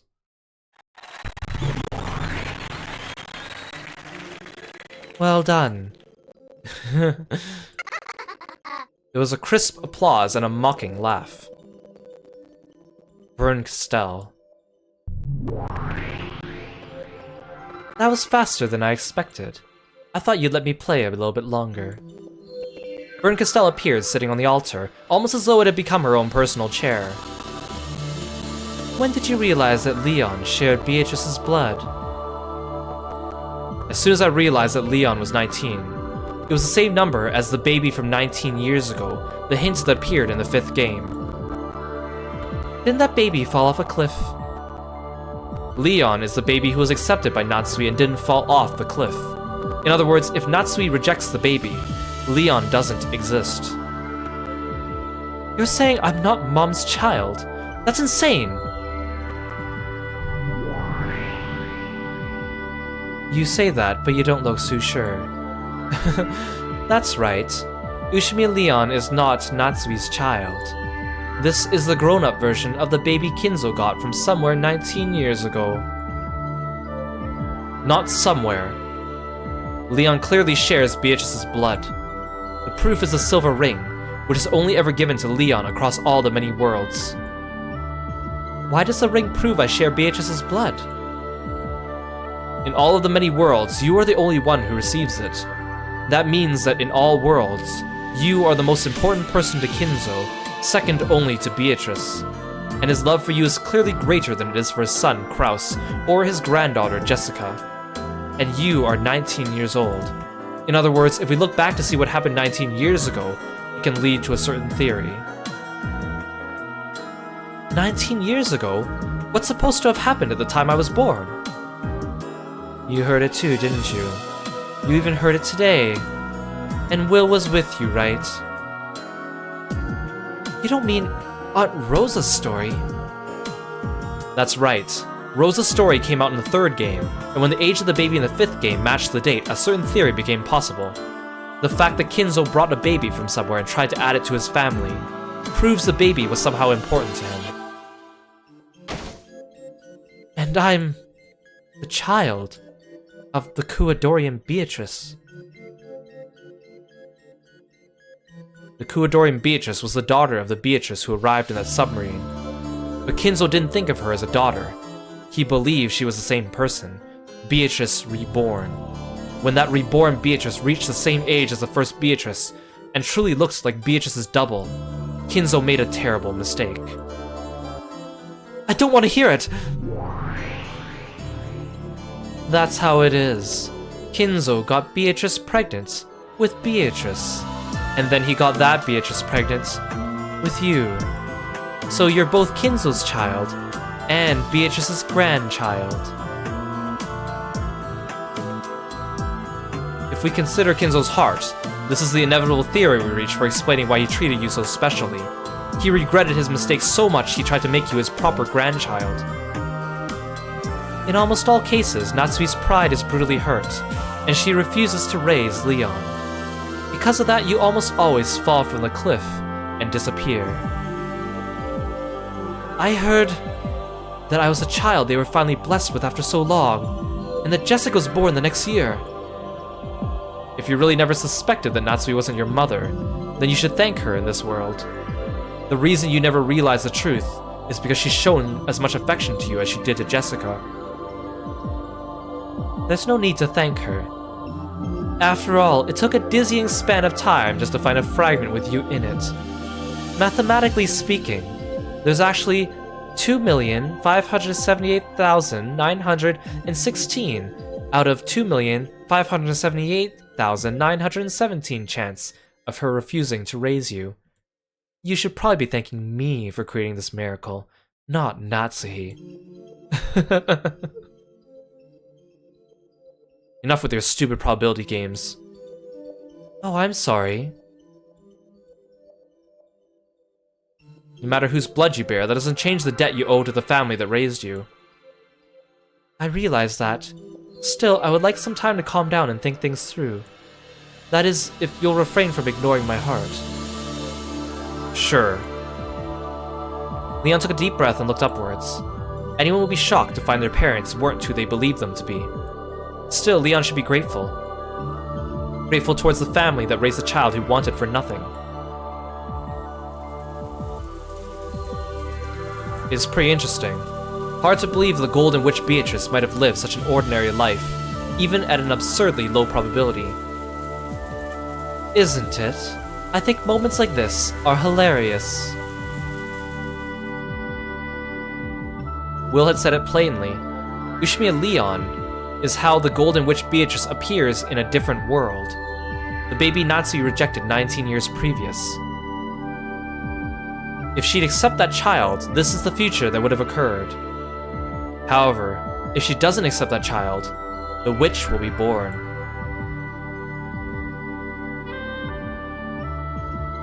The baby whose birth was not celebrated becomes a witch. Leon is the dead cat. However, Leon's existence has nothing to do with what you're interested in, the Rokenjima serial murders. In other words, Leon is the cat that disappears when you open the cat box. Exactly. Leon is just a disappearing cat. But this was pretty fun for a side trip, don't you think? You're the only one having fun. If I wasn't trapped here, I wouldn't even worry about reasoning this out. I think I know why I was chosen to be your partner in this strange detective game. It seems this Bernkastel witch enjoys toying with people's fates and sneering at them. Wow, incredible. It's rare for someone to understand me on the day we meet. Apparently I become something that gets called a witch in another world. And apparently I'm the cause of some sort of crime. Is that my sin? It's no sin of yours. You are you. How things would be if the coin were flipped the other way isn't your problem. Thank you. Even so, I don't think anyone would be pleased to hear that they caused some sort of trouble in a world of a different fate. Please tell me, what do I do in that other world? Bernkastel. Should we show the fragments to this kid?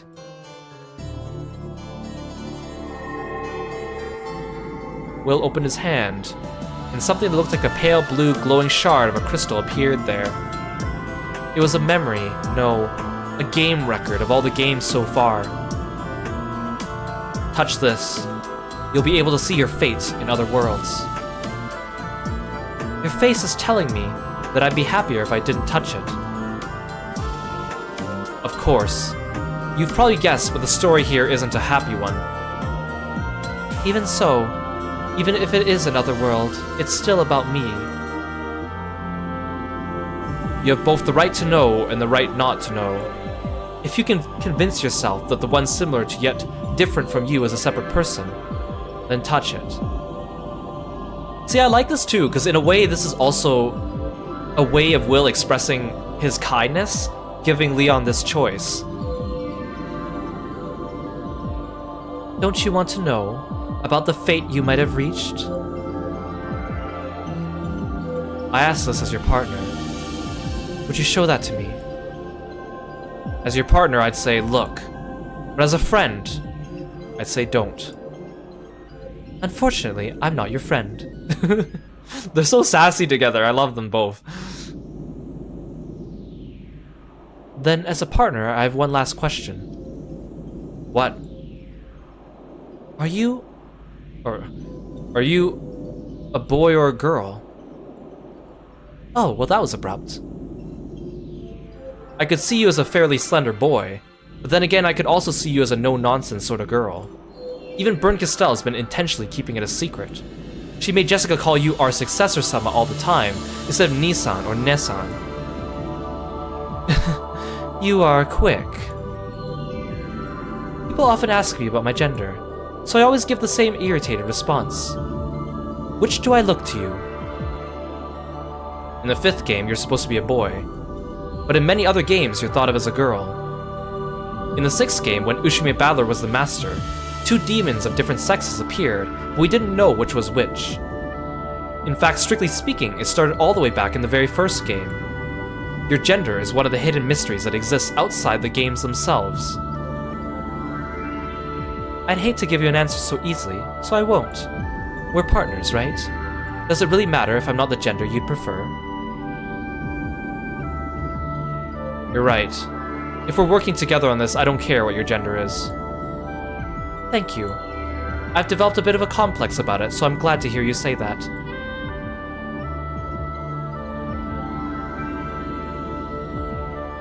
Wait, is this Will? I'm all for gender equality. If someone's a waste of space, I'll smack them no matter who they are. And of course, I'll pinch rude people no matter which gender they are.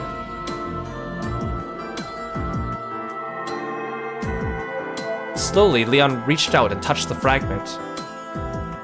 A moment later, Leon seemed to undergo a violent bout of dizziness, and silently slumped over like a puppet with its strings cut. It was no surprise. When people who don't understand parallel universes have many different fates jammed into their heads, they tend to feel like their brains are swelling and their sense of self is melting away. Leon seemed to have lost consciousness.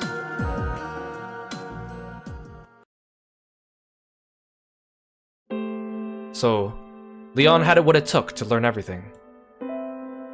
A perfect piece to be your partner, wouldn't you say?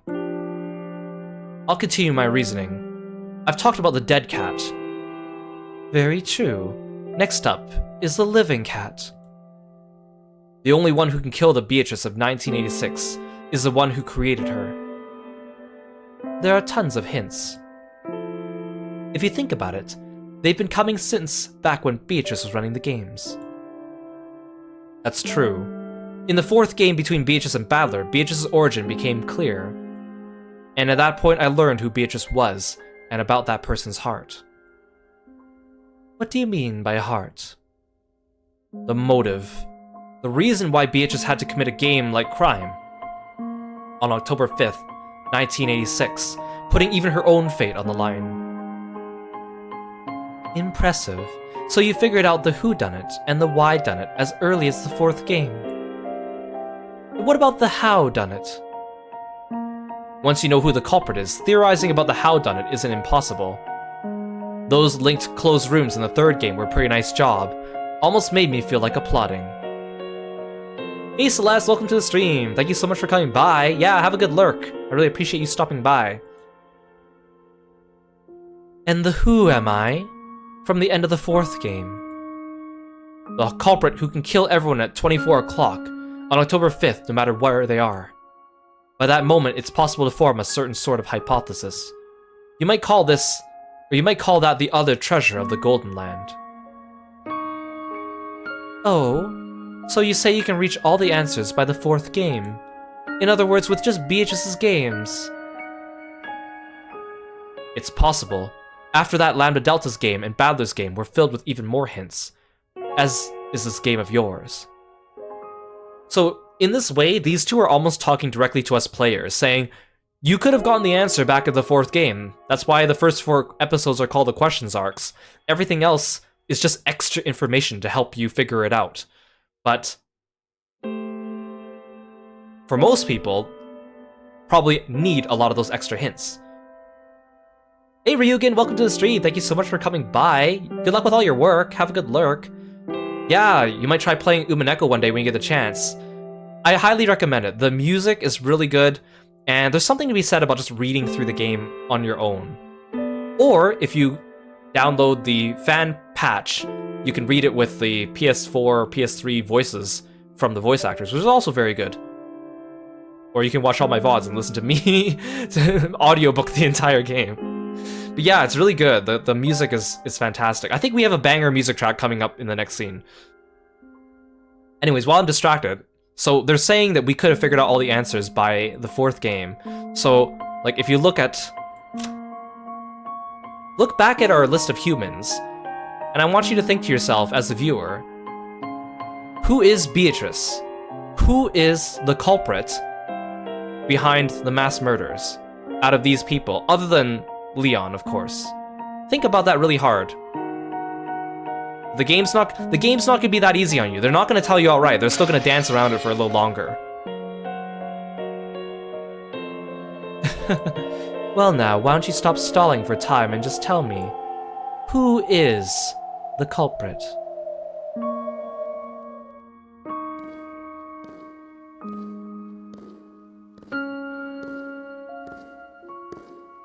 At that moment, though there hadn't been anyone but them in the chapel, small footsteps rang out. That silhouette slowly walked up to Will and Kirostyle and gave a small bow. So you've come. Did you call this person here? Yeah. Who done it? How done it? And why done it? I've understood this person's motive. And are you going to give up just because he's found out your motive? There's no concrete evidence, right? You could make a flashy fight of it with red and blue. That's not what this person wants anymore. They nodded slightly. Their wish was to be noticed. Once that happened, they had no need for trivial excuses or pointless word games. I believe that I understand your motive. Your heart. I'm going to describe it now. I called you here to listen. And correct me in your own words if I've gotten anything wrong. The two of them nodded to each other once more. In your 4 games, I found your message. And in the 3 games with different masters, I was able to picture the strange sort of fate that must have toyed with your life. It left me speechless. In every game, you die without revealing that truth to anyone. You like how tenderly this is done? This is a really interesting episode. There's a reason why it's called Requiem of the Golden Witch. But as we know in Umineko, you know, whenever we leave off on a good note, things always stay good, right? Things always stay good in this game. Things are always perfect and fine and happy in this game, right? That's why Kirostyle is here, right? She is the harbinger of happiness, right? Having this person confess in this empty chapel might be pointless. However, even so, I believe it will give her some sort of salvation. Hey, Foggy Days! Welcome to the stream! Thank you so much for coming by. This is Umineko. It's a murder mystery fantasy visual novel, and we are very deep into it. So if you don't understand what's going on, it is very complicated. So that's fine. As a matter of perspective, I know because a few of you came in, I think we're clocking in at around 150 hours now, and I think we'll finish at about 180 hours. So we've been reading this thing since like October, once a week. People are only saved when someone understands them. No one understood this pitiful witch even after her death, even years later, and including the man she wanted to understand her the most. I mean, if you're curious, you could get the game for yourself, or you could watch all my VODs on it if you want a very long audiobook. It's about time someone forgave her. At the end of the 5th game, Badler finally understood. However, it took him so long, and he didn't make it in time. So even though she's alive here and now, Badler cannot save her. So Badler isn't here at Beatrice's funeral. He won't come. He won't make it in time. This is Beatrice's funeral. You will confess. The Divine Master will hear, and I will forgive you. That's supposed to be Badler's job, but he didn't make it in time. So you'll have to settle for me. And Bito gave Badler so many hints too. Lambda also gave that idiot a ton of hints. I even got a good laugh in at Badler's game of repentance for missing so much. But I won't make anyone laugh. I'll just dispassionately carry out your funeral. No more talking from you. That's my job. If you're ready, let's begin. No one will rush you. Bernkastel is closed off time for eternity until your funeral ends. You have as much time as you need to prepare yourself emotionally. The silhouette slowly shook its head. It had come here because it was already prepared. Will nodded to show he understood. Then the two looked into Bernkastel's eyes, and Will spoke out clearly. This is the culprit.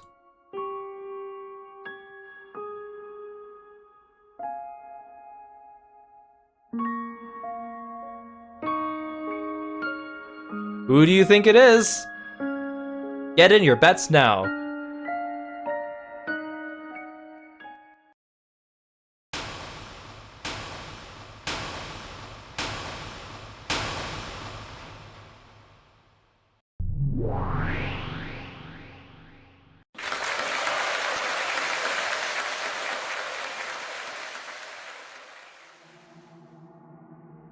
Listen, I am one, yet many.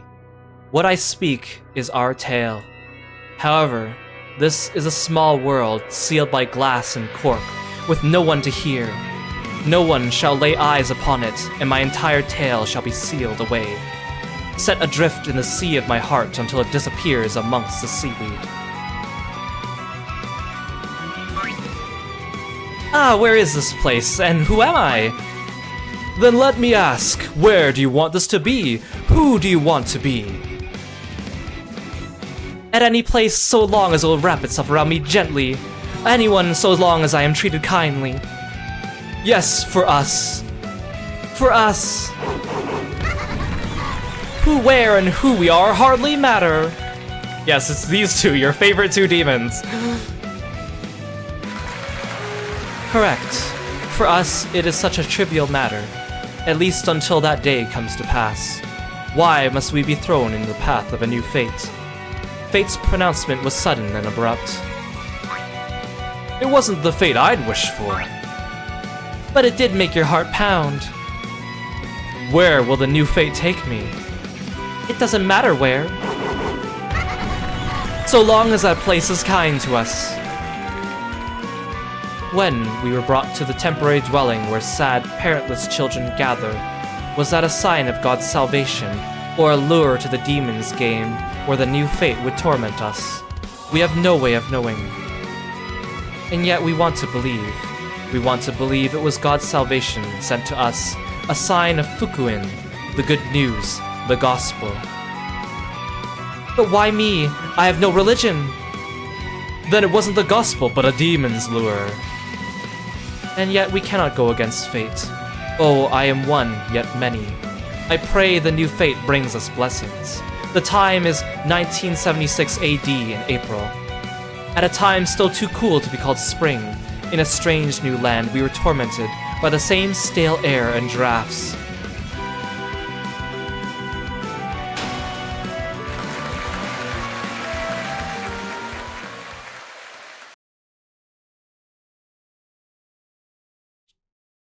Chapter 1: A New Life.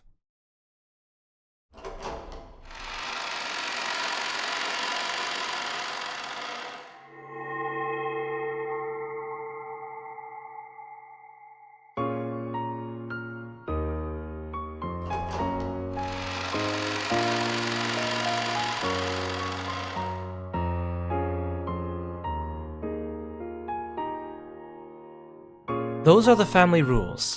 They may be strict, but I believe the discipline you learn in this house will serve you well in the future. Yes, madam. The servants who would start working this April all called out in unison. The rules of the Ushime family are no more or less strict than those of the Fukuin house. However, we get paid a lot of money here. They also give us a lot of help in finding our next job. We work for the Ushime family, store up money, use our influence to get a job at a good company, and start on a new, happy life. That was the dream, and it was a very realistic one, held by all of us at the Fukuin house. However, not everyone can become an Ushime family servant. Only kids with a record of exemplary conduct and good grades are recommended. So all of the kids who want to be sure of leaving the Fukuin house to live a happy life are feverishly devoted to their studies. That's enough for today. Tomorrow you will start early. Make sure the lights are all out at the appropriate time. That is all. Yes, madam. Thank you very much. After bowing until Natsui was no longer in sight, the new servants all followed the lead of one of the more experienced servants and raised their heads. Okay, we're done for the day. Starting tomorrow, you'll be following your shift schedule. The madam is very strict about time. All of you, if any of you sleep in, it'll be my responsibility. So if you do, I'll kick you awake. Got it? Of course, this experienced servant was one of the older girls from the Fukuin house. She's been here for 2 years, apparently. That's probably why all the other new servants, who are older than me, seem to know her well. That madam who looks so strict. Dang, I'm tired. By the way, who exactly is this kid? Why were you chosen to be a servant? The older servant pointed at me and asked the room at large, a dubious look on her face. It's no surprise, really. Most of us become servants when we graduate middle school or high school, but I'm just starting elementary school. The others will be working as servants every day of the week, according to their standard shift schedule. However, on weekdays, I was going to go to the elementary school on Nijima with Milady, only working on weekends and when I had free time.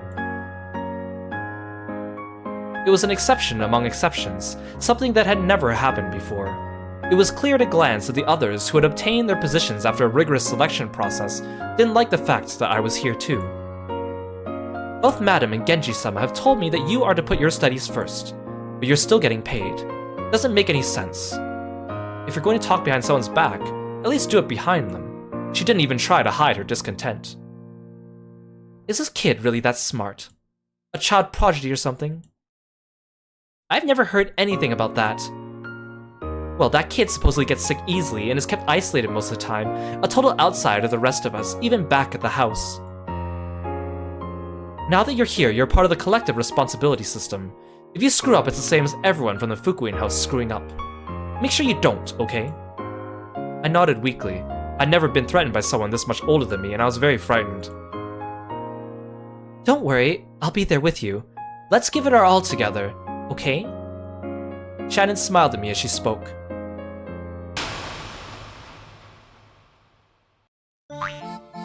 Isn't Shannon scared too? This house looks pretty strict. Nah, there's nothing scary about it. You just thought it was scary, and so it got scary. Then if I thought it was fun, would it get fun?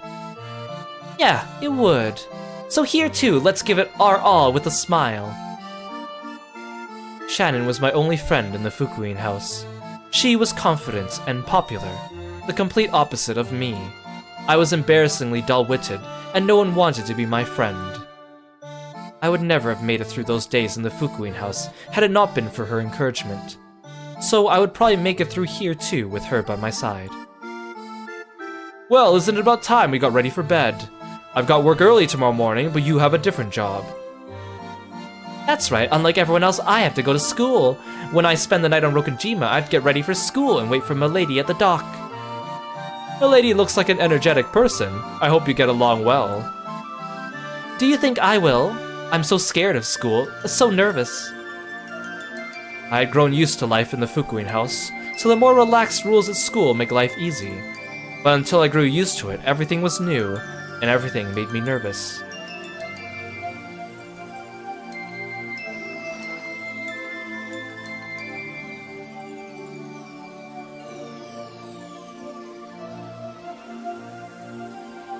My new life on Rokujima probably deserves an explanation. It was completely different from the comfortable yet stagnant life I'd lived at the Fukuin house. In addition to the time I spent as a servant to the Ushimi family on Rokkenjima, I also traveled to the elementary school on Nijima on school days. It was the start of a time that was both rushed and busy, with hardly a moment to relax. Unlike the time I spent at Fukuin house, I didn't get to sleep in the same bed every day. Half of the week I slept in the servant waiting room in the Rokkenjima mansion. I would return from school at Milady, go to the mansion, and work there as a servant. I would then stay the night and go to school at Milady again the next day. When I didn't have work, I would return to the dormitory on Nijima, where I could have some time to myself in the room that I was assigned to. There was an adult dorm mother who strictly controlled mealtimes and lights out, but I was already used to that sort of life, so it wasn't hard for me. The rooms were slightly larger than average and housed 3 people each. However, either because of the number of people or some lucky chance, I was not given a 3-person room. Looks like we'll share a dorm room too. With Shannon by my side, I felt like I'd be able to manage well enough.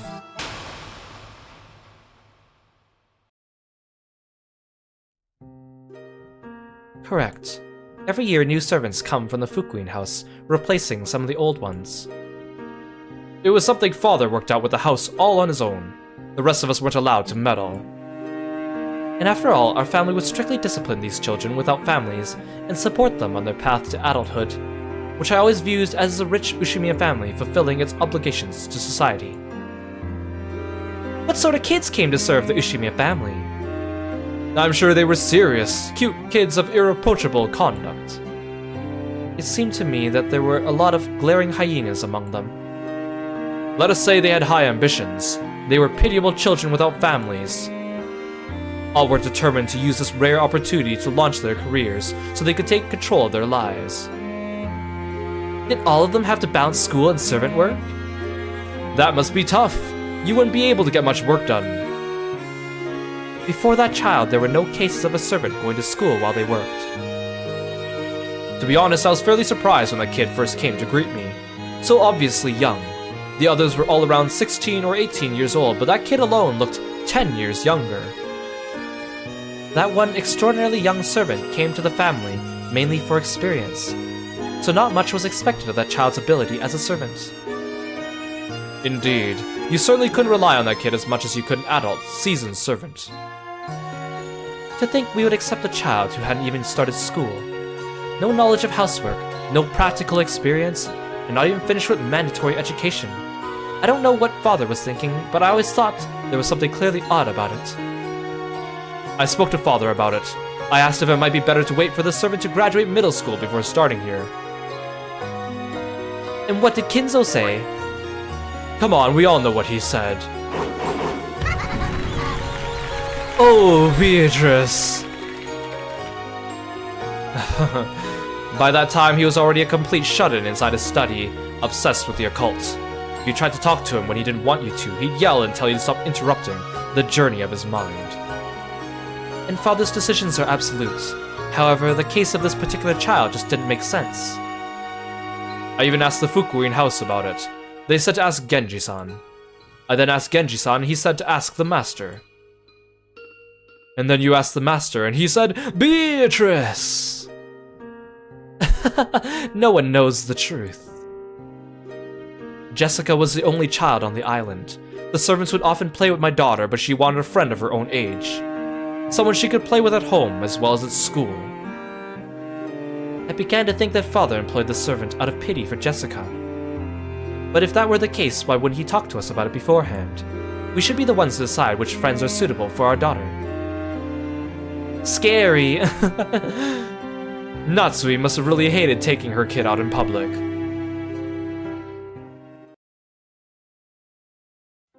We should probably view this as an arrangement planned by Genji. Probably. Genji-san knew that the me in this world carried grandfather's blood, so he probably arranged for that me to be summoned to Rokkenjima. Are you feeling okay now? It was a really big shock, that's all. I just feel a bit dizzy now.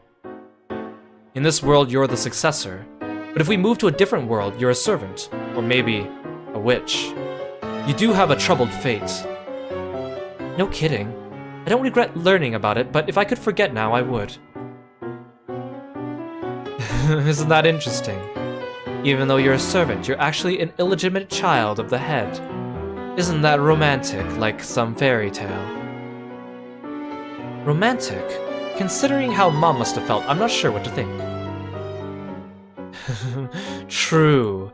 In Natsui's eyes, the Leon of this world is nothing more than the baby she hated and was forced to raise. And in this world, she rejected that child. Natsui must adore her natural child, Jessica, a bunch more. A baby that doesn't share your blood is nothing more than a dirty, lukewarm sack of filth. Have some decency. Next time, I'll be the one pitching your butt. Thank you, Will. I think I understand now, more or less. And that's exactly why I need to be grateful to my mother. She's raised me fairly all these years. Though at a probability so low it'd take a miracle to happen. Animals are always brutal towards children that don't carry their blood. Lions do that too, don't they? We could probably sketch out Genji's line of thinking. The Leon of this world is a true blood-related member of the Ushimiya family. He must have wanted to let that child live on Rokonjima somehow. However, it wasn't as though he could just suddenly show up with Leon and tell everyone who this was. Yeah, maybe he wanted me to live on the island until I was used to it, and then reveal everything when the chance presented itself. However, the Leon of this world was also not given special treatment. The silver ring doesn't actually exist. I wonder if that means grandfather never heard about me. That might mean that Genji never found a good opportunity to reveal the truth. You're second guessing your guesses now? Good. That's what the game wants you to do, and it's gonna keep making you do it. Genji must have wanted to tell the truth one day. To tell that the orphan of Kinzo's beloved Beatrice was still alive. Oh, thank you so much for the stretch, Kieran. I really appreciate it. And for the sleeveless too, welcome to the stream. Thanks for stopping by. Also, just an FYI, I know some of you in chat might be thinking about this. You think that the person whose perspective we're hearing might be Canon's, right? But does that match the timeline? What age was Canon when he came to the Ushimiya household? Think about that. However, that was not an easy thing to say. Why wasn't it easy? Tell me, what would happen if Natsui found out? Oh right, if Leon suddenly appeared, Jessica wouldn't be the successor anymore. Strictly speaking, Jessica wasn't the successor, but since she'd be able to select the future successor, it all came down to the same thing. The more one learns, the less simple this tale becomes. There was some who celebrated my birth, and some who did not. Genji could only wait in silence for the proper day to reveal it all. Was it a tale hidden only within Genji's heart? Leon and Kinzo and Natsui and Kraus and Jessica and everyone else! None of them knew this tale. Thus, the curtains slowly rise on this curious tale in 1976. Oh, Hikaru, welcome to the stream! Thank you so much for coming by. Thank you so much for the raid. Welcome. Hey, Tristan, good to see you. Bubbly, thank you so much for stopping by. Faye, good to see you. Toodles, welcome. Sir Alex, welcome, everyone. Reginum, welcome to the stream. Thank you so much for giving Hikaru the shout out. Please go visit Hikaru when you get a chance. He's an amazing streamer himself. He's got a really handsome model. He plays a lot of different games like Identity V as well. He's a really cool VTuber with a really fun and very kind community. So please make sure you go check him out and give him all the support as well. Thank you, Hikaru. I hope you had a good stream today. What were you streaming? Thank you so much for entrusting me with your audience. I am Kiro, the frog-themed martial artist. Today we are reading Umineko When They Cry. It's a murder mystery with some fantasy elements. And it's a very long murder mystery too. We are on episode 7 out of episode 8. We are about 150 hours into the game, and there's about 180 hours total. So you probably won't understand what's going on at this point, but that's okay. We're happy to have you guys. Kieran, thank you so much for giving the gifts up to Hikaru. I really appreciate it. Oh, you're always so kind to me. I really appreciate it. And Sir Alex, thank you so much for following me. Welcome to the stream, and thank you for being a froggy friend. Right now, we're at a part in the game where they're kind of revealing who the culprit is, but they're doing it in like a sneaky way where they don't actually tell us. So it's not completely spoilery, but I could understand if people don't want this, or if you just come in here and you're just very confused, which is totally fine as well. Or if you're curious, I would recommend trying to read through Umineko on your own, or if you're feeling inclined, you can watch my VODs on it and listen to me audiobook the entire game for you. We've been streaming this game since October once a week, so it's been a long journey, but we're almost there. And thank you again, Hikaru. Please go check him out. Please, please, please. Okay, we're gonna continue reading now. Thus the curtains slowly rise on this curious tale in the year 1976. Oh, I am one yet many. Why must fate abandon us and continue on its merry way? People only found the young servant strange for the first month. Natsui and Krause's protests came to naught. After all, there was no actual harm in it. So why not indulge Kinzo's whim? Eventually, everyone grew accustomed and began to accept this slightly abnormal everyday life. However, it was not so for the other Fukuin servants, who were always close by and who believed that everyone should be treated equally. Their small bits of discontent over my special treatment began to accumulate as time went on.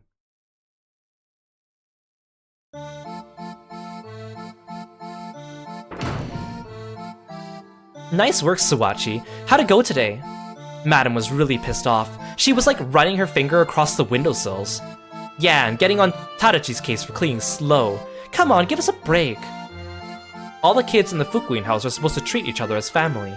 Because of this, everyone hides their original names and uses their new blessed names. Maybe because the on character is in the word Fukuin, that character is almost always combined with at least one other character from the child's original name to make their new name. Still, just giving a person a new name doesn't mean they'll accept it so easily. Boys and girls who have lived in isolation and through various trials sometimes feel as though their real first and last names are a bond that's worth holding on to. So most of the Fukuin children hate their on names, calling each other by nicknames based on their original names. Of course, that's only done privately. When in the presence of the house director or other important people, only the blessed names are used. On the job, the blessed names are used, and off the job, informal nicknames are used. Everyone's very used to living with two names like this, so they're all comfortable with how the system works.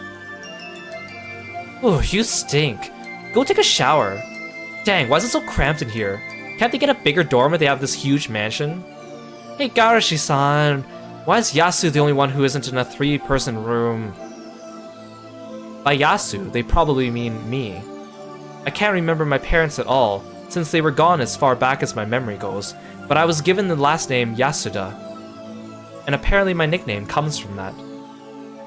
So this is actually kind of clever. So they're revealing that the culprit is named Yasu, which is a name that we have not heard yet before, because that's their real name. The reason why Ryukishi picks the name Yasu, though, is because there is a famous Japanese mystery novel. I think it's a novel, I actually don't remember. There's a famous Japanese mystery novel that, like, a lot of people know about, and everyone knows that the culprit is Yasu. Kind of like how everyone knows that Darth Vader is Luke Skywalker's father, right? It's like that. Like, it's popular culture, everyone knows it. So the reason why Ryukishi gave the name Yasu to the character is because if people were trying to Google the name of the culprit, Umineko, like, Umineko, who's the culprit? Or, like, you know, try searching for things, it might get muddied in the search results because Yasu is synonymous with the word culprit in Japanese because of popular culture. Now, it's been a long time since Umineko came out, and if you Google it, it will still lead you to the answer, but at the time, it was kind of a clever move. But that's where the name Yasu comes from. How should I know? Genji-sama's the one who decides the rooms. I don't like it either. Yeah, seriously, wouldn't it normally go 2 and 2? I mean, who exactly is Yasu anyways? It looks like that kid's job is going to school at Milady or something. So what? Is being a school friend a profession now? Doesn't make any sense. Hey, Jimihime, welcome to the stream! And Hikaru Ryuzaki, thank you so much for following me and being a Froggy fan. Welcome, welcome. Of course, on days when I'm given work, I return to the mansion right after school and work alongside all the others. I help out with caring for the garden and cleaning up the mansion. I can't do any jobs of my own, so I'm always just helping out. Maybe because I'm young, the adult servants are always kind to me. My fellow Fukuin servants don't seem too happy about that thought. Don't you think Kumasawa-san's obviously soft on Yasu? It's like she's mistaking Yasu for her own grandchild or something. And why on earth does that kid get paid the same as the rest of us? I don't get it.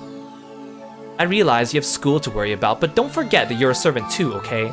You need to stop being a helper and learn to do work by yourself like the rest of us. We aren't going to let you take it easy forever, okay? I've been trying my best. However, I'm not very strong yet, so I can't carry heavy things. I can't carry a lot of things either. I can't fold clothes right, and I'm not good at using a dustpan. I just can't do it as well as everyone else. Again, keep in mind this kid is in elementary school at this point in time. As my face turned red, I spotted Shannon, who was watching from the sidelines and not joining in. Shannon is my only ally. Unlike me, she could do everything well. However, she'll never pamper me. She'll show me how things are done, but she'll never steal my jobs from me. She really is incredible. I really want to be like Shannon, as soon as I can. She never talks behind people's backs, and no one talks behind her back. She's kind, she gets along with everyone. I want to be like her, and she's always kindly watching over my efforts to become like her.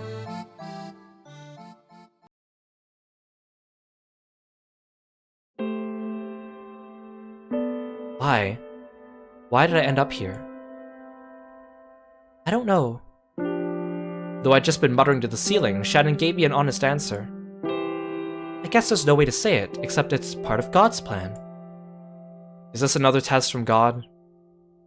Yeah. Think of it as a test to help you grow into a wonderful human being. After all, you're a special, chosen person. Am I?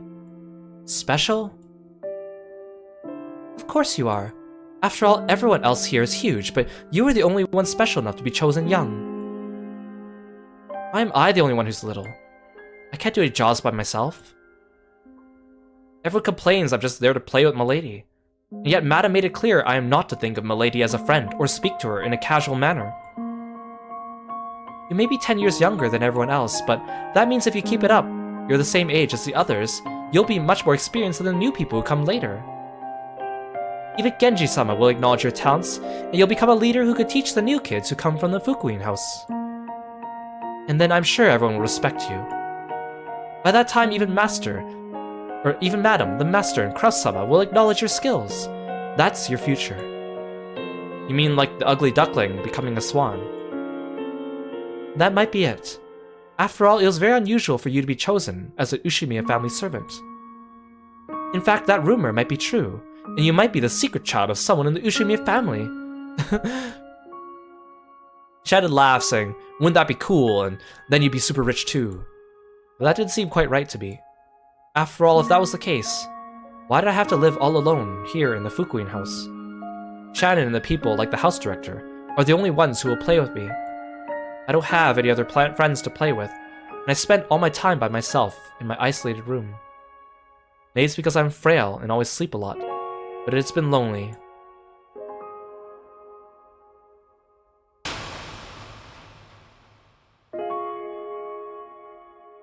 Hey Genji, exactly how much did you know? You never talk about anything, but you've known everything since the beginning, haven't you? 19 years ago, you heard from Natsui that a servant had fallen from a cliff holding a baby. You went to the bottom of that cliff and realized the baby was still alive, didn't you? I was not qualified to determine whether it was alive or dead. Then who was it? The doctor, of course. What do you say, Dr. Nanjo?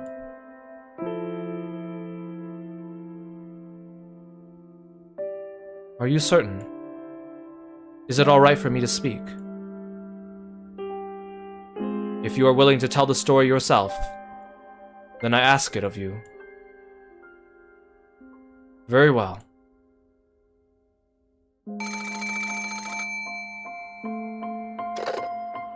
I was contacted by Genji-san immediately after the accident, and asked to conduct an examination in secrecy. In secrecy? Why? Both the Beatrice of Kuodorian and her child were unregistered people who weren't supposed to exist. It would lead to various problems if it went public. I had started the procedures to have the baby registered, but they were not complete at the time. It was a very unfortunate time for the baby to die. So the servant who fell was treated as having died alone in an accident. Natsui wouldn't talk to anyone. It would have been easy to set up. But that baby was alive, wasn't it? Correct. Of course, the child was gravely injured. It was a miracle it survived that wound. If the angle had been slightly different, or if Genji-san had been any slower in carrying the baby to me, that baby only managed to survive thanks to a series of miracles. I had given up. I didn't believe the baby could have survived that. But it did. How strong and resilient is life? No, this is fate. Fate! So the baby was fated to live on and eventually accomplish something great.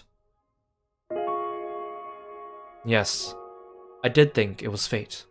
I thought the blood of the Kuwadorian Beatrice-sama, whose life ended on Rokujima, must have imparted something onto this child to make it survive. However, Genji did not tell his master, Kinzo, that the child had survived. He simply said it had fallen to its death in an unfortunate accident. Kinzo mourned, but his mourning was more out of madness than sorrow.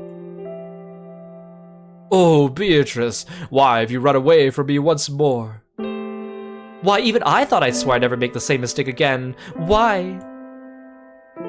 There was one matter in which Genji did not trust the master he so respected.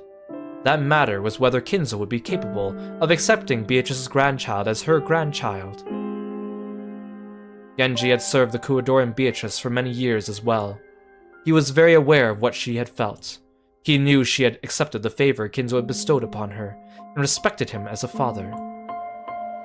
However, her love was not the same as Kinzo's love. Kinzo thought her to be Beatrice reborn, and tried to use her to satisfy the many feelings he had felt for the late Beatrice. Of course, the Kuwadorian Beatrice could not accept those feelings.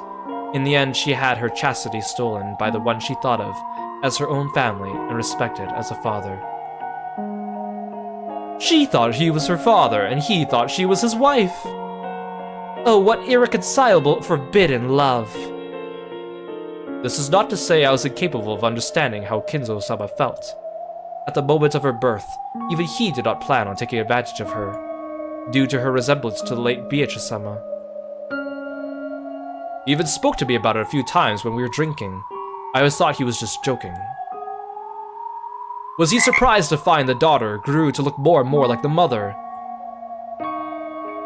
As the daughter grew, did he suffer from a forbidden emotion he couldn't suppress?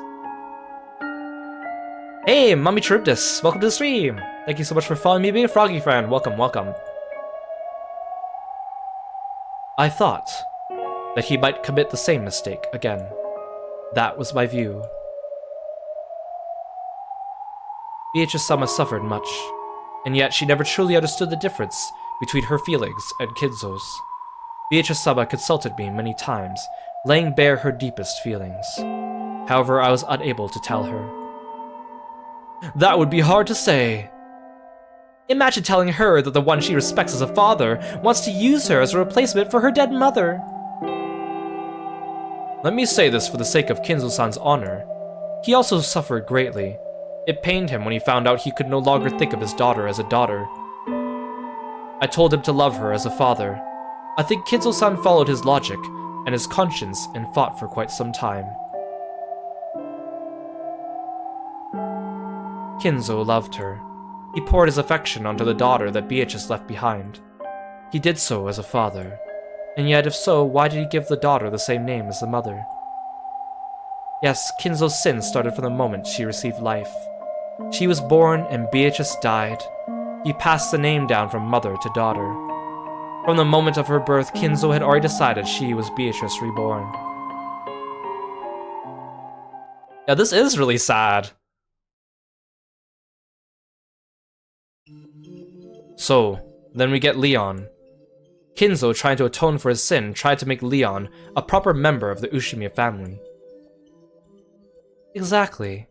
I get the feeling I'll get my butt pitched if I talk about other fragments, but what if there was a fragment where Leon is accepted, and Kinzo commits the same sin again? Want to see if we can find one of those? Burn Castell, you are mean. Who'd want to see something like that? Is this your job, mixing up the worst possible delusions and possibilities for every part of a person's life and sneering at them? Unfortunately, that's the sort of demon she is. How rude. I'm a witch. Genji foresaw the worst of all possible futures. In trying to secure a better future, he intentionally lied about the baby being dead. Right. Kinzo was a man so impulsive that he used his own daughter. Genji, who knew Beatrice's feelings and felt sympathy for her, couldn't trust Kinzo so easily. Even Genji, Kinzo's most devoted servant. Genji draws a clear line between the professional and the personal. While he served Kinzo faithfully, he also felt that the mistake Kinzo had made with his daughter was not one to be forgiven easily. Could be. And to make sure that Leon wouldn't be found out easily, Genji lied about the kid's age, lowering it by 3 years. That's a good point. In this world, I'm just entering elementary school in 1976. I was actually supposed to be a 4th year then. If your frailness wasn't the reason, then Genji must have been careful to disguise the year of your birth. Not only Kinzo, but also Natsui couldn't easily forget the baby from 19 years ago. If a suspiciously young servant of that age came to the island, Natsui's woman's intuition would definitely have picked up on it. Had the child been too sick to go to school for 3 years? Or had the age been faked, so that Natsui wouldn't figure everything out? Either way, we know that your age has been lowered by 3 in this world. Correct. The age of this world's Leon has been altered by 3. This is a small, feeble kid we're talking about. An underdeveloped kid.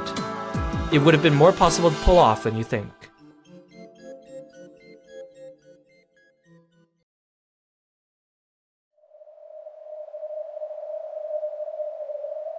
Genji decided to wait and see.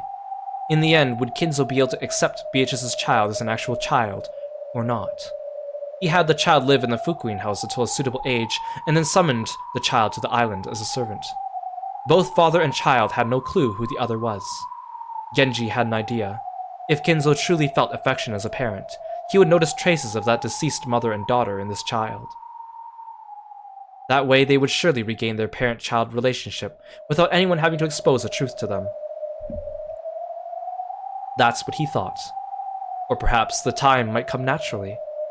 When that happened, he could tell the truth to both father and child. Believing that this day would eventually come, Genji told nothing of this to anyone. He watched over Beatrice's child, waiting for the fated day. And time continued to pass. Days slid by as he quietly watched over Beatrice's child.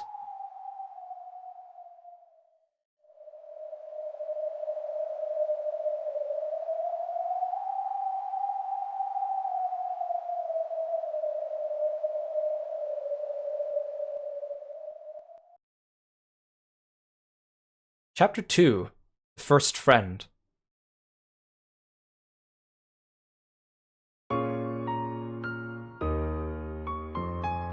Oh, thank you for the stretch, Kieran. You guys at home, make sure you take the chance to stretch as well. Make sure you're not slouching in your seat. Thank you. Yasu? What'd you do with the small broom? Didn't you use it to clean the window frames? Ah. The small broom is a little thin broom that looks like a large paintbrush. We use it to clear out the dust in small corners like window frames. It's one of the cleaning tools I was put in charge of. Come on, that's your responsibility. What have you been doing, idiot? Quickly, go find it. You have to do it before Madam finds out. What's up? Yasu lost the small broom again. The kid must be some sort of genius at losing things. That's why I'm always telling you, never give things to Yasu. Yasu's always careless and losing things. Don't say that. Can't you see this kid's working hard? Go on, hurry and find it. I'll wait for you. Okay. Not wanting to hear my fellow servants complain even more, I spun around and headed off. If you lose a tool, you get in trouble. If no one knows who did it, we all get yelled at. So one of them will probably tell Madam that it was my fault. Still, it really is my fault that I lost it in the first place. I wonder when I lost it. When? We cleaned out the entire chapel today. The chapel is a large building behind the mansion. However, no one ever goes near it normally. Even so, we are ordered to clean it a few times every year. Oh, you know this melody? It's nice to hear something familiar. Yeah, this song is one of the underlying motifs of Umineko. The melody appears in a couple songs, but this is like the relaxing version of it. Kinzo calls it a sacred building, so Natsui is very strict about it. We clean every little nook and cranny from top to bottom. It had taken all day. I'd been in charge of cleaning the window frames, but I also had been given many smaller tasks. While those small tasks were keeping me busy, I completely forgot about the small broom. And I must have left it lying around somewhere. It's the version of the song with the lowest kill count. Yeah, the OSTs were done by a few different people. ZTS did a lot of them. I don't remember if he did this one specifically, but he did a lot of the tunes. I know like ZTS did, and then Zaki did, and then there's like at least like 4 or 5 different composers that worked on Umineko soundtracks altogether. I began to hate myself for it. This isn't the first time this has happened. It happens all the time. Every time I set something down, it always disappears. It goes somewhere else. Vanishes. I thought it was probably the witch, Beatrice, pranking me. The ghost of the witch gained power from Rokujima's evil spirits and was reborn. Until Kumasawa-san told me, I never knew the meaning of the shrine on the rocks by the sea.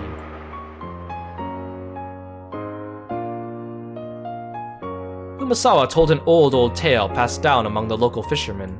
Rokujima used to be known as Akujikishima, and terrible evil spirits who ate human souls lived there. Hey, Kumasawa, let us hear too. Tell us the scary tale of Rokujima's evil spirits. Oh, very well, very well. Rokujima was once called Azukishima. However, even deeper in the distant past, it was known as Akujikishima. It was rumored that sailors who went too near the island were dragged down to the bottom of the sea and had their souls eaten. Yes, frightening spirits such as those do exist on this island. Oh ho ho. It was Kumasawa's favorite ghost story. Every new servant who came to the island heard about it. Such stories are usually laughed off, but when stormy nights visited Rokujima, bringing an eerie howling to that lonely island where nothing exists except the Ushimiya mansion, everyone would listen meekly. The shrine by the coast was there to seal the evil spirits away. And the master had that creepy occult hobby. And the mansion was so spooky it was easy to picture something hiding in the shadows. Oh, true. The traveling Shugenja monk was only barely able to suppress those spirits. The seal just managed to hold them, but to this very day, they wander through the mansion night after night searching for a victim. Have you seen the master's study? I have. It's like some kind of demon laboratory. There's that rumor about the master researching demons. They also say he's researching how to revive his mistress, Beatrice. Didn't they say he was gathering children to be sacrifices for his magic experiments? Well, scary. What'd they do if the master asked you to come into the study alone? I heard that long ago one kid went into the study and never came out. That must have been a victim of the experiment to give Beatrice's ghost a new body. Very true. Beatrice-sama has become a ghost and wanders around searching for a body. The VIP room on the 2nd floor is where Beatrice-sama dwells. You must always be respectful when cleaning that room. If you aren't...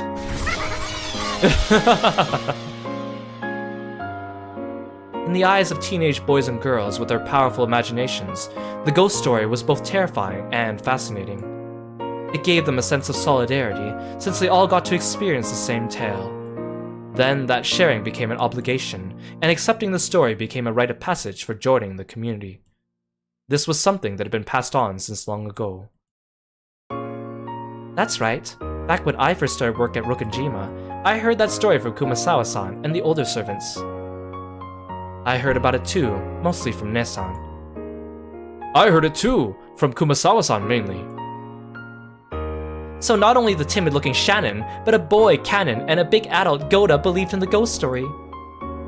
Well, I didn't really. There are tales of ghost stories and jinxes in all jobs. There were several stories of the sort at the hotel I once worked at. So you thought it was silly and you didn't mind it at all. I think there was a need to blend in with the community. That's it! Ghost stories and jinxes are the local rules of your workplace. If a newcomer breaks those rules, they can't expect to be welcomed in. Exactly. If I said witches couldn't possibly exist, that the whole idea was ridiculous, then I'd get into a fight with Nesan. It was easier if I just appeared to go along with it. Come on, if you think that way, you'll be cursed. There was one servant who got seriously injured. All workplaces have stories like that. No matter how incredible the ghost stories and tales about the company founder are, you accept and believe them. That's what it means to blend in with your new workplace. Wow, everyone's so mature.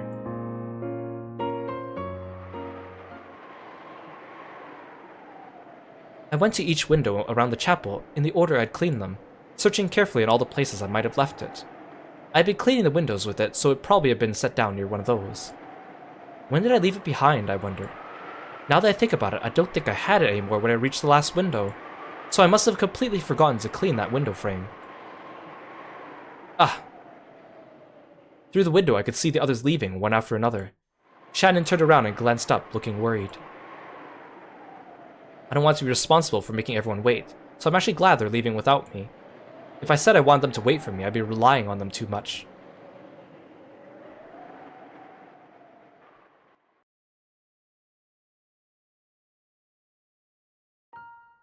The sun's beginning to set, and the chapel's getting darker and darker.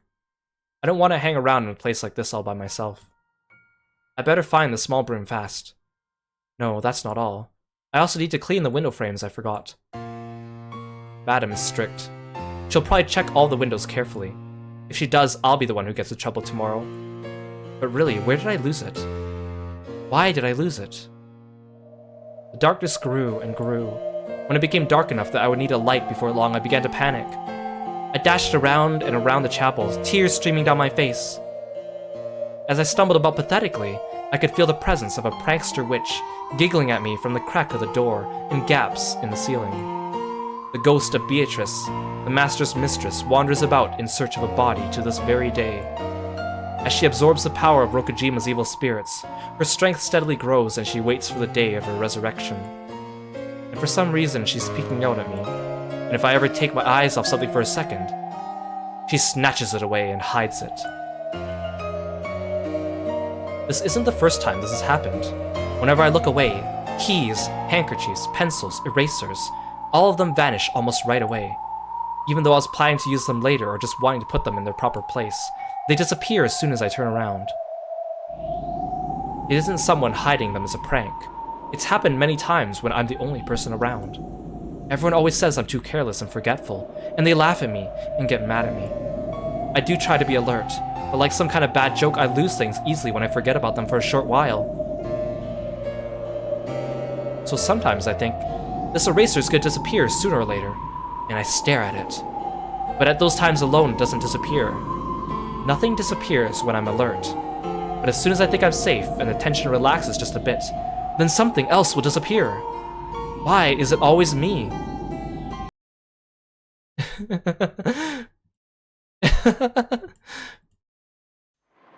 Yeah, I hear you. I could tell the witch is laughing at me as I lamely run around in circles.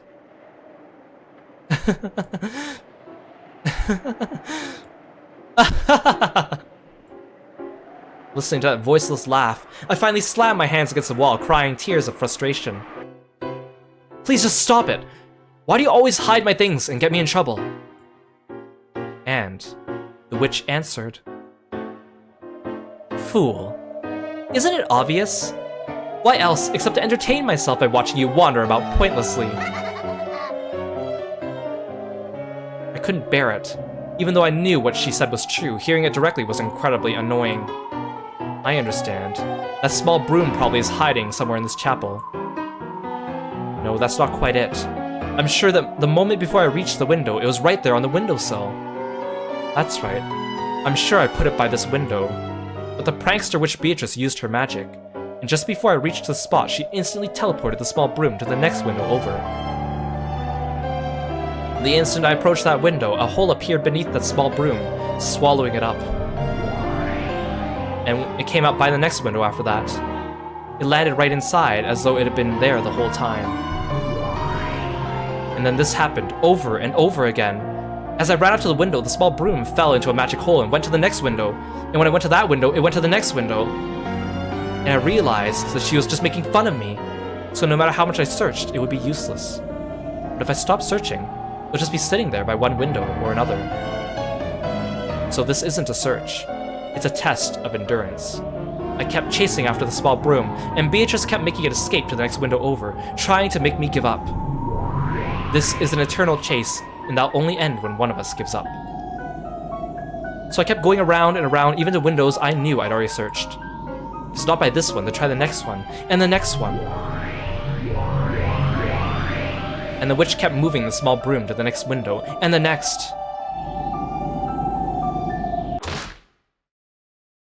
Yeah, this song is very discordant, but kind of fun, isn't it? Almost whimsical. Just give it a rest. How long are you gonna make fun of me?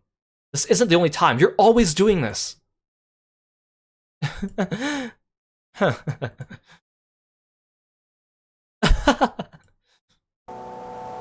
shrill, voiceless laugh of the formless witch continued to mock my sobbing.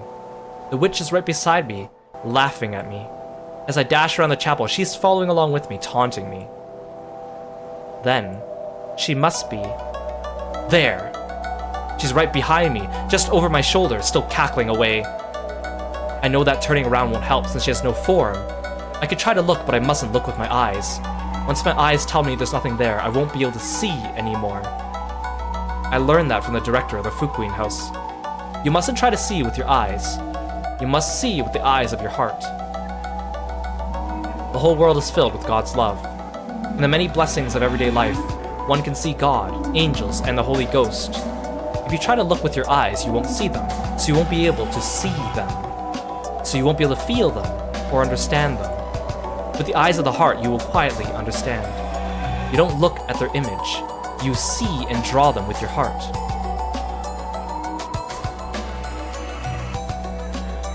In this way, I learned how to recognize beings not of this world at the Fukuin house. It doesn't mean just being able to see God. This power lets one see all those not of this world. Please, stop it now. Stop this prank. Oh, so you could speak to me. I'm clumsy, bad at my job, and I do put things down and forget about them a lot. But I know which things were my fault and which things were because of your pranks.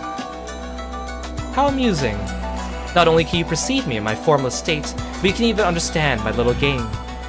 It seems you're a little more interesting creature than I thought. Yasu.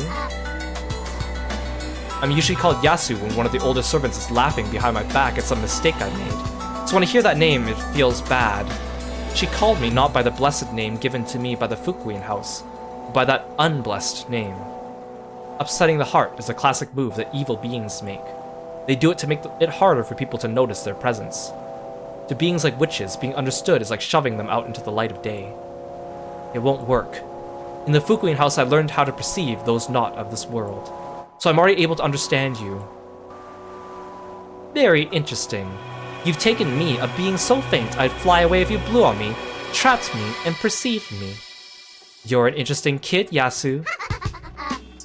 It won't work. I've now understood and perceived you. No matter how many unpleasant things you say, you'll just expose the ugliness of your heart.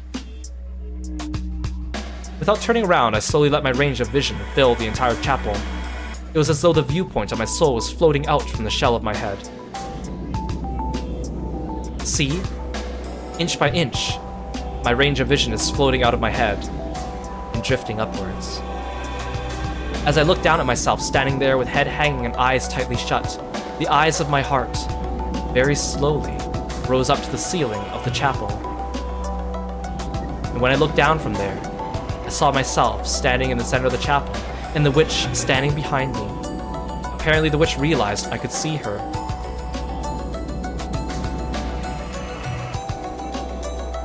She turned around and raised her eyes to look at the eyes of my heart floating by the ceiling. At last, I could see the witch, Beatrice, with the eyes of my heart. A mere human that can perceive my form. The demonic lips twisted in an ugly curve. It was clearly a challenging, repulsive demon smile. She wore a blood-red dress and a hat. The design was completely different from anything humans wore. Her hair was blonde. It had countless beautiful curls like a princess from a picture book. But there were no traces of cuteness about her. I did think you were a bit different from the other humans, but it seems I was mistaken. Forget just a bit, you're nothing like those other humans. You sad witch, who could be seen by no one, heard by no one. Have you been pulling these pranks all this time just to catch the attention of humans? I use what little magic I have to interfere when humans aren't looking, but no matter what I do, none of them think it's magic. They decide they just made a little mistake, and blow my existence away like candles on a cake. If so, then I just saved you, because I understand you, and I've perceived you. Save me? To me, this meeting with you is nothing more than a new way to kill time. It's getting dark. I don't have time to play with you anymore. Oh, my apologies. I was so engrossed I didn't notice the time. Please give it back. My cleaning tool. That small broom, or whatever you call it. It's right there, by the next window. But as soon as I get close, you'll move it to the next window over. My form is elusive, as is my magic. With a snap of my fingers, I can do anything. The witch snapped her fingers, and various things throughout the chapel were sucked into a black pitfall beneath them, disappearing. No, they didn't disappear. The instant they vanished into the dark holes, other dark holes appeared in completely different parts of the chapel, and the vanished objects fell out of those. Chairs, musical scores, clocks, and vases started appearing and disappearing all across the room. It made it feel as though countless tools were flying about the chapel. Hey, Sleepy Incubus, welcome to the stream. Thank you so much for following me, being a froggy friend. Welcome, welcome. I could do things like this, but don't. After all, this would be a bit beyond a mere prank, don't you think? I wonder what the difference between a prank and magic is to a witch. When she snapped her fingers again, all the loud flying objects returned to their original spots, and silence fell.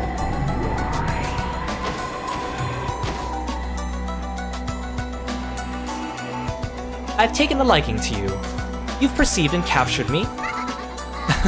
It works the same in reverse. I've perceived and captured you. The Fukuin director told me not to try and see evil beings. If you see them, they will possess you. Now that I understood this witch, a bond had been formed between us. That is correct. Now that you've acknowledged my existence, I formed a bond with you. After all the years I spent in boredom, it'll be nice to have a young kid like you to talk to. I'll talk to you from time to time. So will you stop pulling pranks like this? No, I'm not here to talk to you, but to play with you. And if we're playing, pranks are just part of the game, right? Very well. I've had enough fun for one day. The sun is sunk and the moon is full. I'm a bit tired after appearing in front of you for so long. Let us call it a night. Look how much fun we had with just a single broom. Please give it back. No way. I'll keep this as a token of our meeting. Got a problem with that? If I said I did, would you give it back to me? I never listen to humans. However, I might lend an ear to a friend. If you give it back, I'll acknowledge you as a friend. Foolish human, did you actually think that a loan would make me want a deal? If you want to make a deal with me, try drawing a mysterious magic circle or two. And yet, I might consider your proposal. What do you mean you might? I'll take my time in deciding whether you're worthy to be my friend. After all, to be a witch is to be a contrarian, and amanojaku. If you ask us for an answer, we'll never give one right away. Understood. Then I'll leave the small broom with you. Please give it back when you decide to become my friend. Very well. Will this broom become a bridge of friendship between us or not? I will hang on to it for now, making my decision in my own good time. When the witch snapped her fingers, the broom for which I had searched for so long fell out of a hole in the air, landing between the fingers she just snapped. This is goodbye. This game with you is far from boring. Let us play again sometime. If you're my friend, that is. When a cat toys with a mouse, does it try to become friends with it first?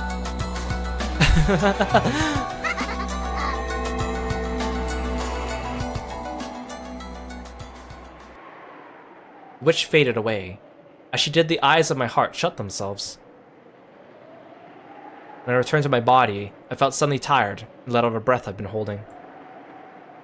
Of course, when I turned around, there was nowhere to be seen. I couldn't feel the witch's presence anymore, anywhere. It had gotten very dark by this time. I decided to leave the chapel. There's no point in searching for the small broom any longer. Not until the witch decides to give it back. The most intense season of How I Met Your Mother ever. I went out of the chapel. The chapel key had been left in the lock. I used it to lock the door. What am I going to do about the small broom? There's nothing I could do. I can't even blame the witch. I must acknowledge I'm responsible for giving the witch a chance. Ugh. When I happened to glance downwards, I saw a small broom lying there by my feet. It was the broom I'd been searching for all this time. Don't tell me that it'll be swallowed up by a dark hole the instant I bend over to pick it up. No, this is a sign from the witch. A sign she acknowledges me as a friend. I picked it up. Oh, I am one yet many.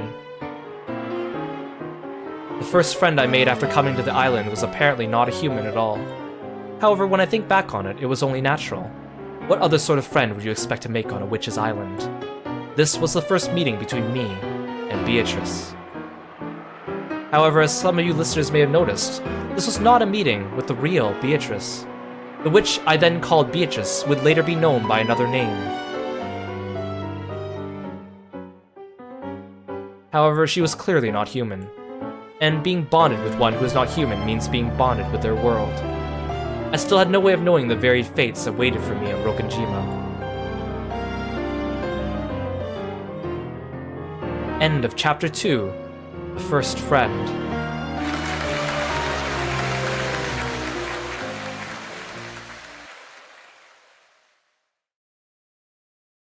Hey Arbon, thanks for stopping by. Oh, thank you for the stretch, excellent timing. You guys at home, make sure you take the chance to stretch, sit up straight in your seat. Make your joints all happy.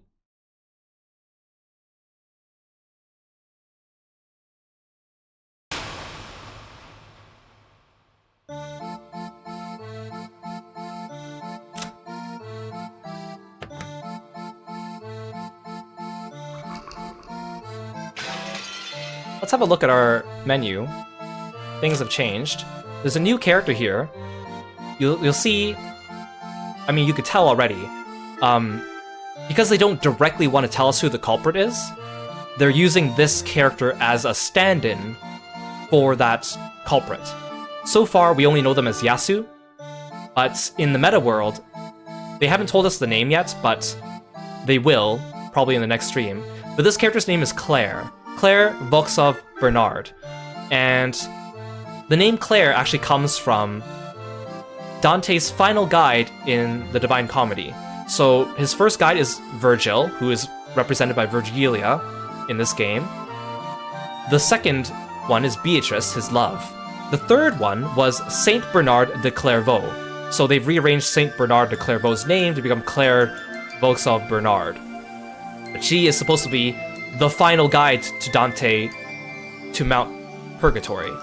So created by Bert Castell to be a reader, or perhaps a substitute actor, technically she is a vessel used to personify Bito and her game, therefore she has no personality of her own. In that sense, perhaps she is not a person, but a tool. Her name signifies her position as the final guide in Bito's game. Also, I read that Claire, the first name Claire, is actually the name of the real-life Willard's wife. I thought the real-life Willard's wife's name was named after his cat in this game, Dina, but I was incorrect. His real-life wife's name was Claire, which also is a allude to this character as well. But, so Claire is here. Yeah, she's rocking those Uggs. I actually really like her design. I like the Shiro Lolita aesthetic she has going on here. And then we have Zepper's back. Furfur's back. Of course, the Ronov and Gop and Virgilia are here. It's kind of interesting to see that Gop was not always originally known as Gop. And then, of course, we have the Seven Sisters here, which we see are very clearly based after those Very clearly based after those servants from the Fukuin house.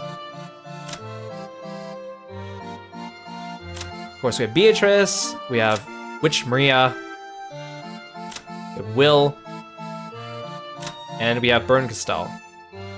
Back in the real world, nothing's really changed, but of course we have Leon here.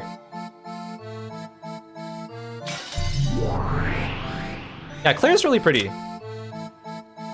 I just like this. I just like her like light pastel greens. Anyways, we'll find out more about Claire in the next stream, which will be tomorrow. We're gonna stream more Umineko tomorrow. I want to get as much done as I can before I have to go on a short break starting from Thursday, and then when I come back, we'll finish it off. Again, this episode is, I mean, technically it's not shorter than the other episodes, but in a way it sort of is. You'll find out what I mean when we get to the end, why I'm saying that. But for now, I'll leave you in the dark. So we're getting to the base of the mystery. We kind of found out who Beatrice really is. We found out who Leon really was. If you're reading all the clues, you might have pieced things together, but it might not be as simple as you think. So the game still has a lot of twists and turns for you, don't you worry. There's a reason why the game doesn't want to tell us who the culprit is, because the game wants us to keep guessing. The game wants to be very tricky, and so does Ryukishi. And don't forget, we also have episode 8 after episode 7, so more is still yet to come. We think we're solving the mystery, maybe that might not be the case. Just saying. Yeah, thank you everyone for coming. Thank you for all the new people stopping by. Thank you for all the subs. Thank you for all the follows. Again, it's kind of like, I know this is a hard series for someone to just jump into for the first time, so I am very grateful for those of you who decide to stick around, especially if you have not been following along with the series. But I hope you're enjoying it. And again, if you're interested in the series, maybe you want to, you know, get the games for yourself on Steam, or maybe you want to watch my playthroughs of it and listen to me read them like an audiobook to you. Sorry, I keep shilling my YouTube because I'm trying to push my YouTube a little bit more. Trying to invest in that that channel.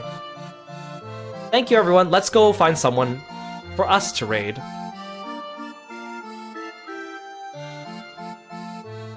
Okay, who should we check in on?